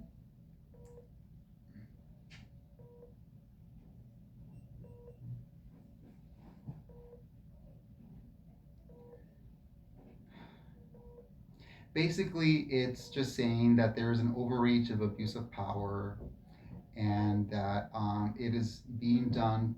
The Fourth Amendment essentially protects people from indefinite seizures and seizures without warrants of belongings. And it just seems like politics is really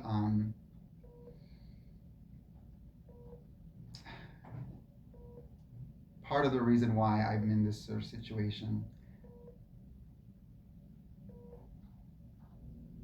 I don't go out of my way to harm other people. I'm only here because I feel like this is like, honestly, I feel like suicide is my last resort. I hear you.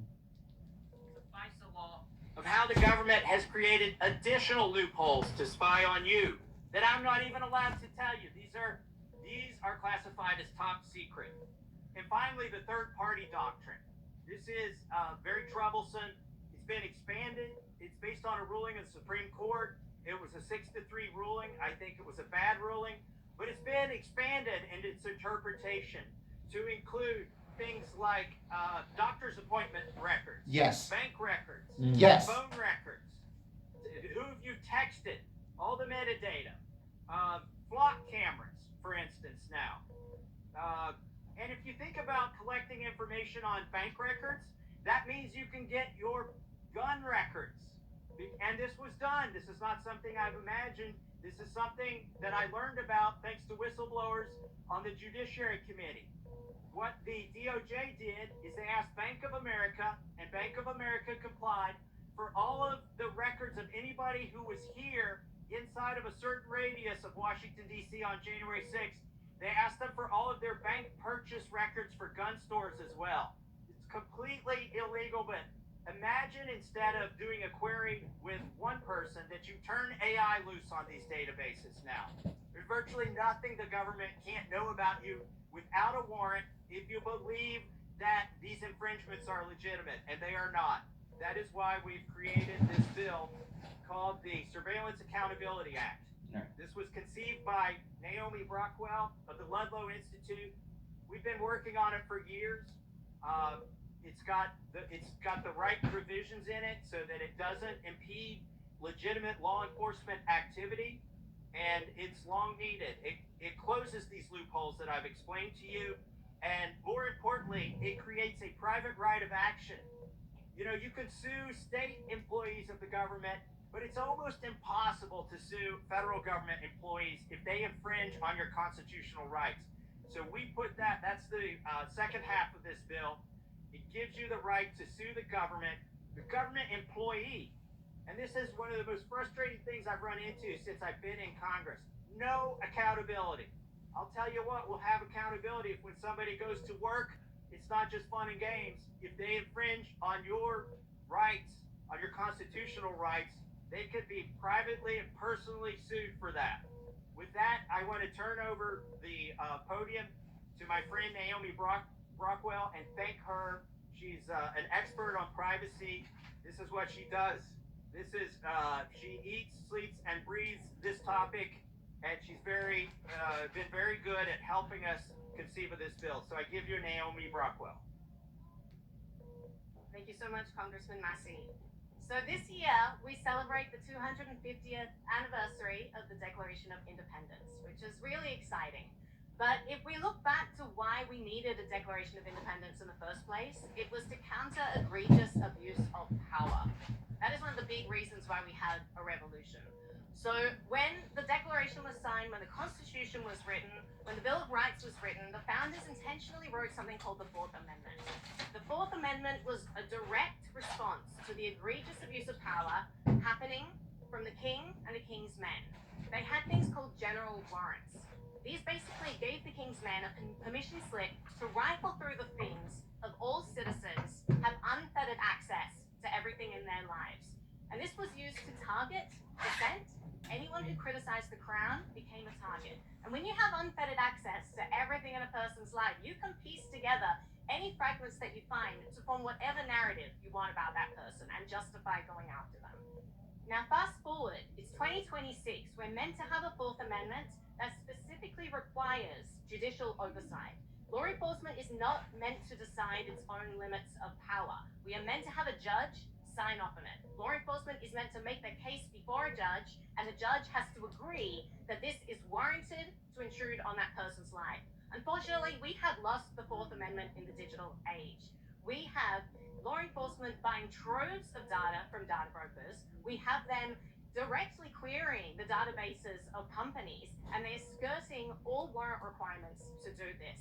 This is not what the Fourth Amendment intended. So the Surveillance Accountability Act is meant to fix this. It's meant to say, if you want to do a search on someone, if you want to invade their life, you need a warrant, and you need a judge to sign off on it. You need that judicial oversight. So I really hope that the Surveillance Accountability Act can help fix this. The most important part of this, as Congressman Massey already said, is the private right of action. If you don't get a warrant, then people can hold you accountable. I think this is tremendously important. So thank you all for caring about this issue. I think it gets more and more important as AI ramps up and we get better technology that allows us to sift through this data. I want to introduce my co-chair of the Second Amendment Caucus, Lauren Boebert. We both understand that you can't have a Second Amendment if you don't have a Fourth Amendment and a First Amendment. All of these rights go hand in hand. And she's been a stalwart defender of the Second Amendment and also of the Fourth Amendment. So she is the co-lead on this bill. We're introducing this together today. And I give you Lauren Boebert from Colorado. Thank you, co-chair. It has been an honor to serve alongside Congressman Thomas Massey, someone who has led on constitutional rights issues well before I arrived here in Washington, D.C. He was someone that I looked to for guidance as soon as I did get here, and I knew that this would be an ally for me, that he and I could work hand in hand in protecting the rights of American citizens. And today I'm proud to stand with my co-chair, my colleague, Congressman Thomas Massey, to introduce the Surveillance Accountability Act. Our bill, it finally puts an end to the deep state's unconstitutional spying on American people. There's been a lot of talk about FISA and 702 and warrant for the past few weeks now, but I don't think that that's where the issue ultimately lies. Sure, it is a problem when any American It wouldn't be citizen helpful is for looked you to into do without a to warrant, study here but it anyways, doesn't because if end you had under someone that FISA. was It doesn't actually end out under of their mind, 702. they could hurt you. Every day, Yeah. federal and local Sorry, this agencies door's are broken, running so it sounds like I'm trying to like warrantless bust the facial door down. recognition I'm sorry. scans But on millions of innocent your Americans. magnesium's low, They're so they won't let me give you scanning our faces in magnesium. public places, at protests, So even at our I can ask if children's maybe we can do schools. like The government is building oral or secret see. We can try databases IV. they can go Try through an IV. anytime that they feel like it. They're I'll go whichever which infiltrating way you want. our neighborhoods with I flock don't need the cameras, IV. Okay. and every single one of you should be saying what the Do flock. you need anything? Water? I mean, this Something is to eat? an absolute Water. egregious Not interested in anything to eat? on our Fourth Amendment rights. You're smart. They're creating a digital I footprint feel of like your what I entire want to life say to you without is a that single warrant I or have even nothing to do probable with cause. needles. Your morning commute to work, it's You tracked. don't want needles at all. Dropping off your No. kids If I don't after need them. soccer practice, Yeah, that's logged. I can do that. Visiting That's a easy. church or a gun range, recorded forever in I don't like people government mischaracterizing me. accessible database. This is happening right now in cities and towns across America, and the federal government is happily buying the data and pressuring local police to share it. That's right, the Fourth Amendment should not be for sale, yet your federal government is purchasing your data from these third-party companies. The Surveillance Accountability Act ends this once and for all. Under our bill, any government-initiated search must be supported by a probable cause, just like the Fourth Amendment demands. If the government wants to search you, they go to a judge and prove they have probable cause. That's what our founding fathers intended. That's what every single one of us. Anyways, swore an oath this is to also protect. just the reason why I'm here. Mm-hmm.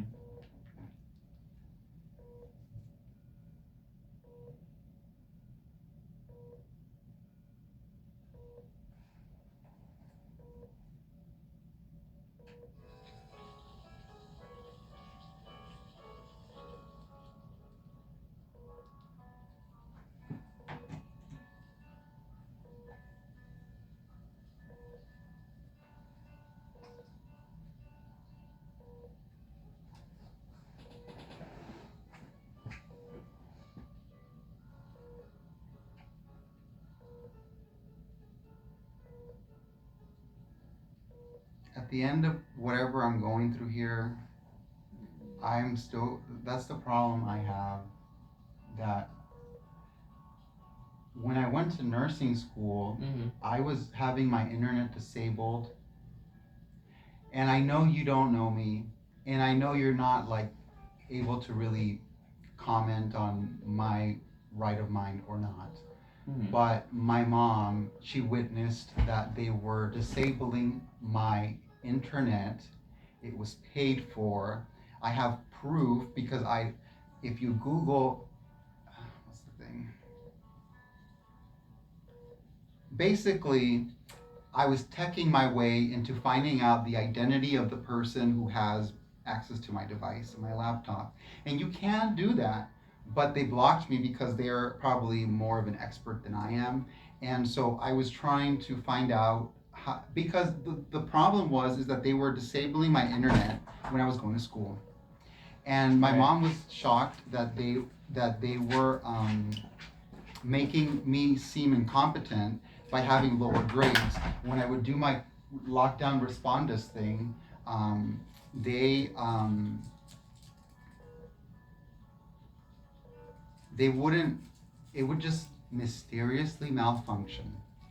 And I know what, when I say that, I can talk to a doctor and they will be like, we don't know if you're in your right of mind or if this is actually happening to you. But it really was, and my mom was there to witness it. She's just not here. I told her that I was coming here. And she was shocked that they would be so willing to make me have a lower grade that I deserved Mm-hmm. because they did not. Because they didn't, because of abuse, because of, I don't know, some sort of personal attack.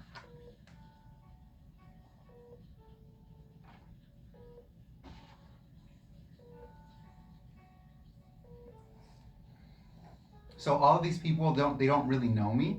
Right. You know, like they're strangers. So they're assuming something about me that is not true. I like, that pisses me off. What the No, because I came here 2 years ago mm. and I was distressed in the same way that I am today, but I was distressed in a different manner because I was not prepared to face the ego of intelligence of psychiatrists and doctors who think they know it all. And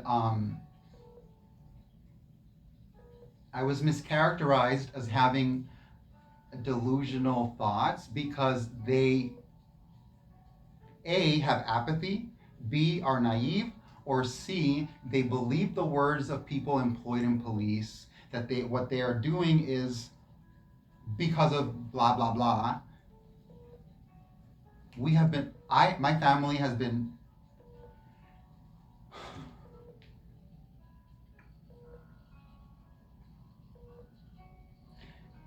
I think they put you here for a reason, but honestly, that doesn't change my mind. I still think that I have, I'm just, I'm not, I'm sharing why I'm here. Mm-hmm. It's not going to make me feel better because you are patient and listening to me. I'm still, at the end of the day, whenever I do go back, wherever I go after here, I still have people abusing my devices. Right. And that is why I came today, because they were altering my ability to do my things. It's a waste of my time, and it's a personal attack. So I don't know if the psychiatrist will take the time, because they don't usually take time with people. They don't. Usually they don't. And so I don't know what at the outcome of this visitation will be like. But I was showing that I am a credible person. And one of these papers says that my location is in Austin, Texas, when this photo was taken in San Antonio. Why? Why? Because politics. And I'm not a politics guy. This Mac computer says it's in Georgetown, Texas. I don't own a Mac computer. Here it is. Yeah. Austin, Texas. Is that you? And I'm like, it is me logging in, but I'm not in Austin, Texas. That's so weird.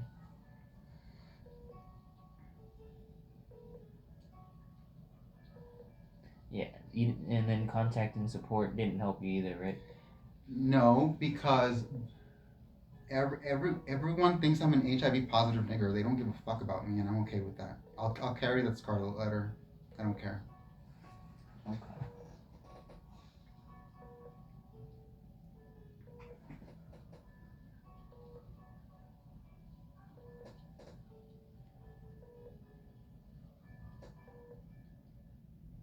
I have been treated like I'm a woman when I'm not.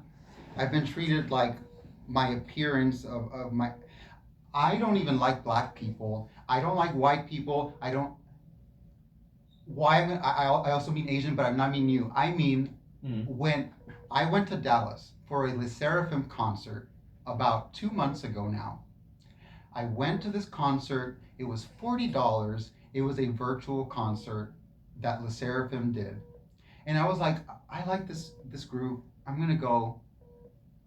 I go. My parents give me some gas money. I go, and when I am there, when I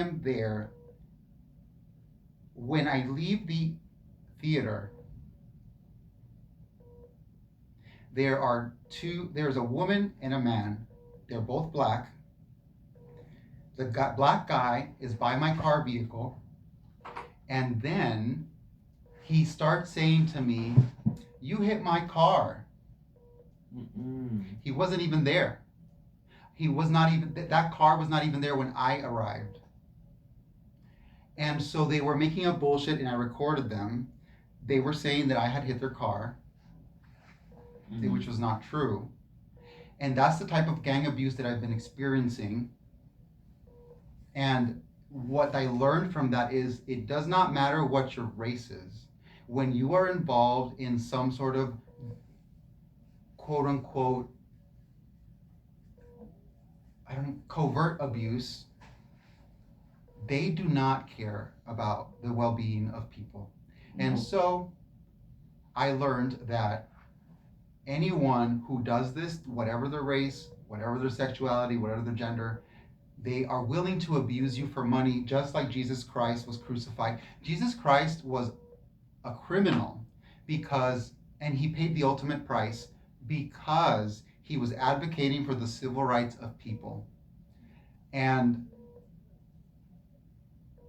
well,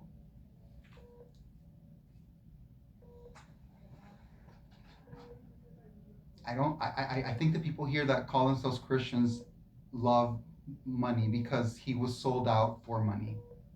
And so that's essentially what's been going on with me and my family.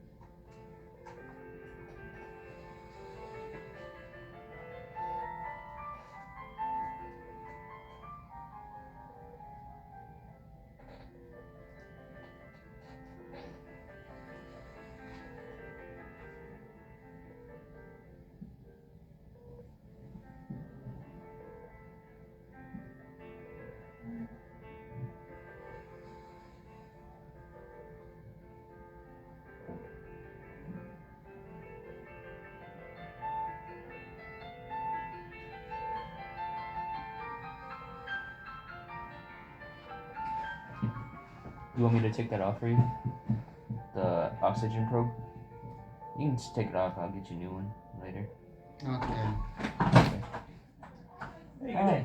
Hello, Yeah, sir. I'm Dr. Barney. I remember you. Are you Mr. Pena? Maybe you remember me. Yes. Yeah, hey, good deal. I work with Dr. Salazar, who was in here earlier. He said that you've been having some problems, thoughts about wanting to hurt yourself. I told him all about it. Yes. Yeah, and that's been going on for a couple weeks now, or how long would you say?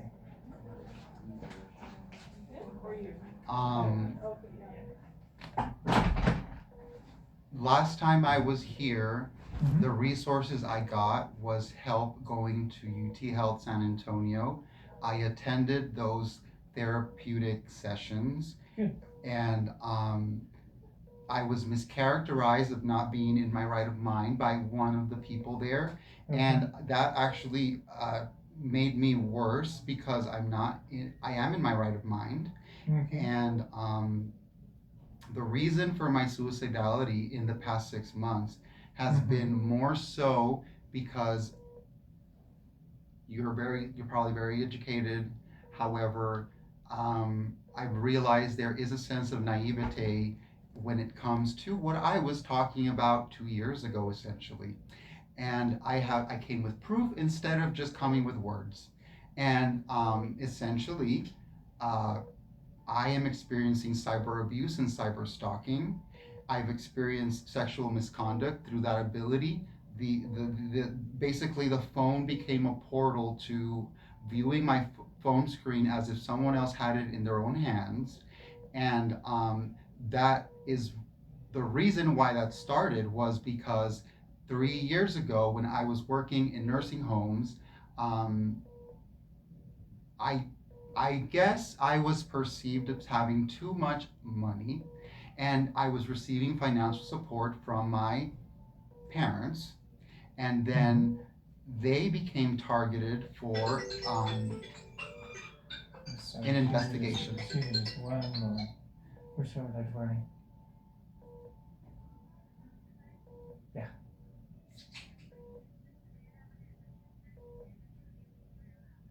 Mm-hmm.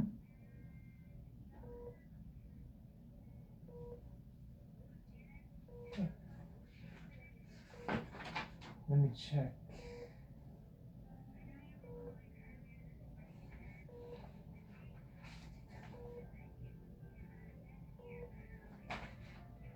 No, actually, we're planning to transfer them to you all.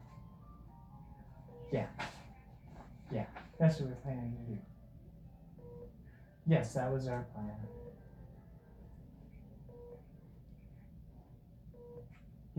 Okay. Oh, I don't know. I'm not sure. I'm just not at the computer. I can't tell you. Yeah, sorry about that. But if he does, we'll treat it. Yeah, if he does, we'll certainly treat it.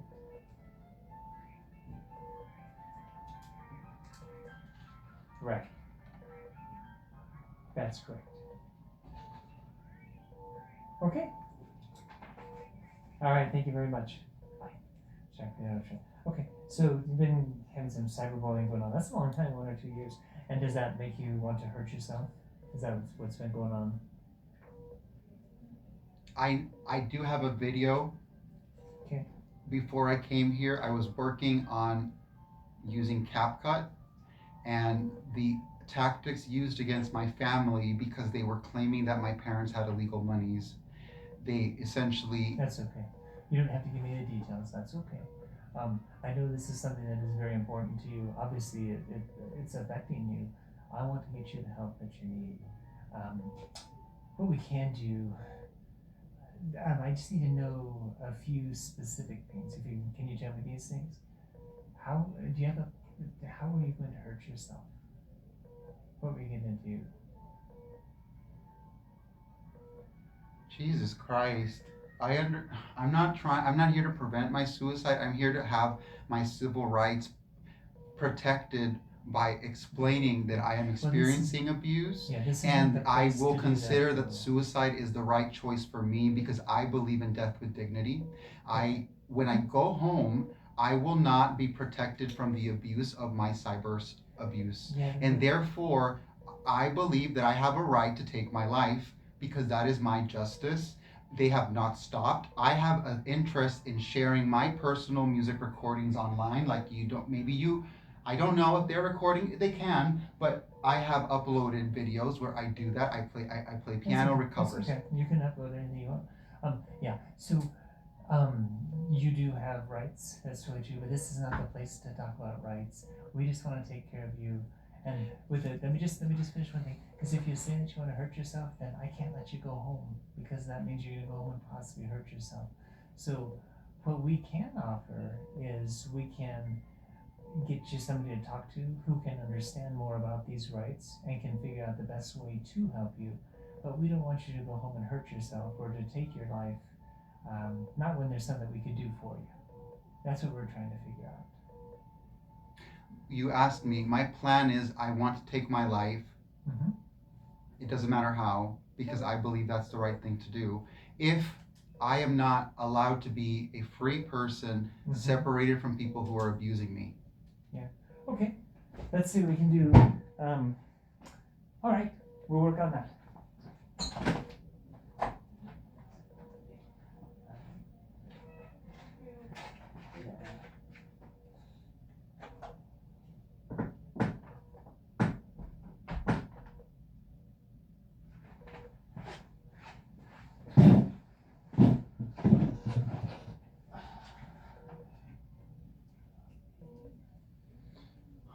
I guess I'm just not in the right space, I guess.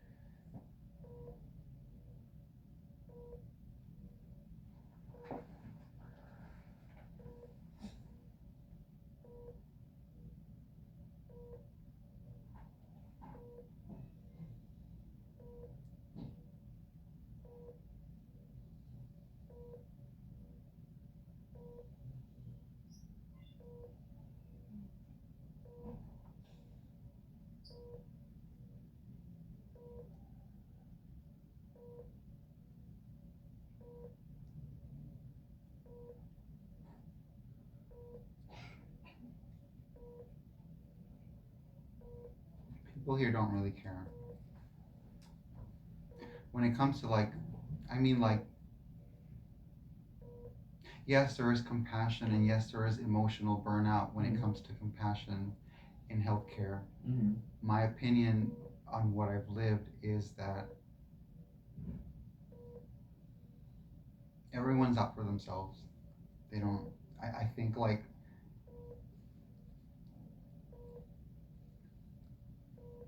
I'm very traumatized by the fact that people are just able to just disregard what's occurred and towards me and my parents. So, like I said, just I'm not here to hurt you. I'm not someone out of my mind. Mm-hmm.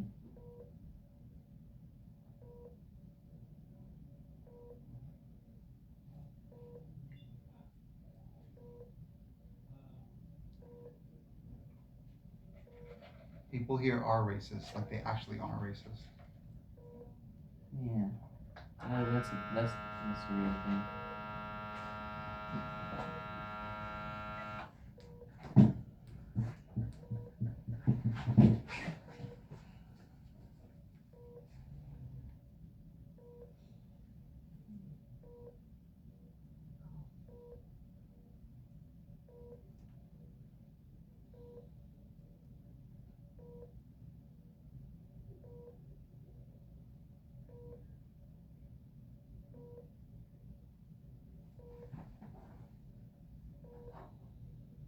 Are you classmates with one of my caregivers?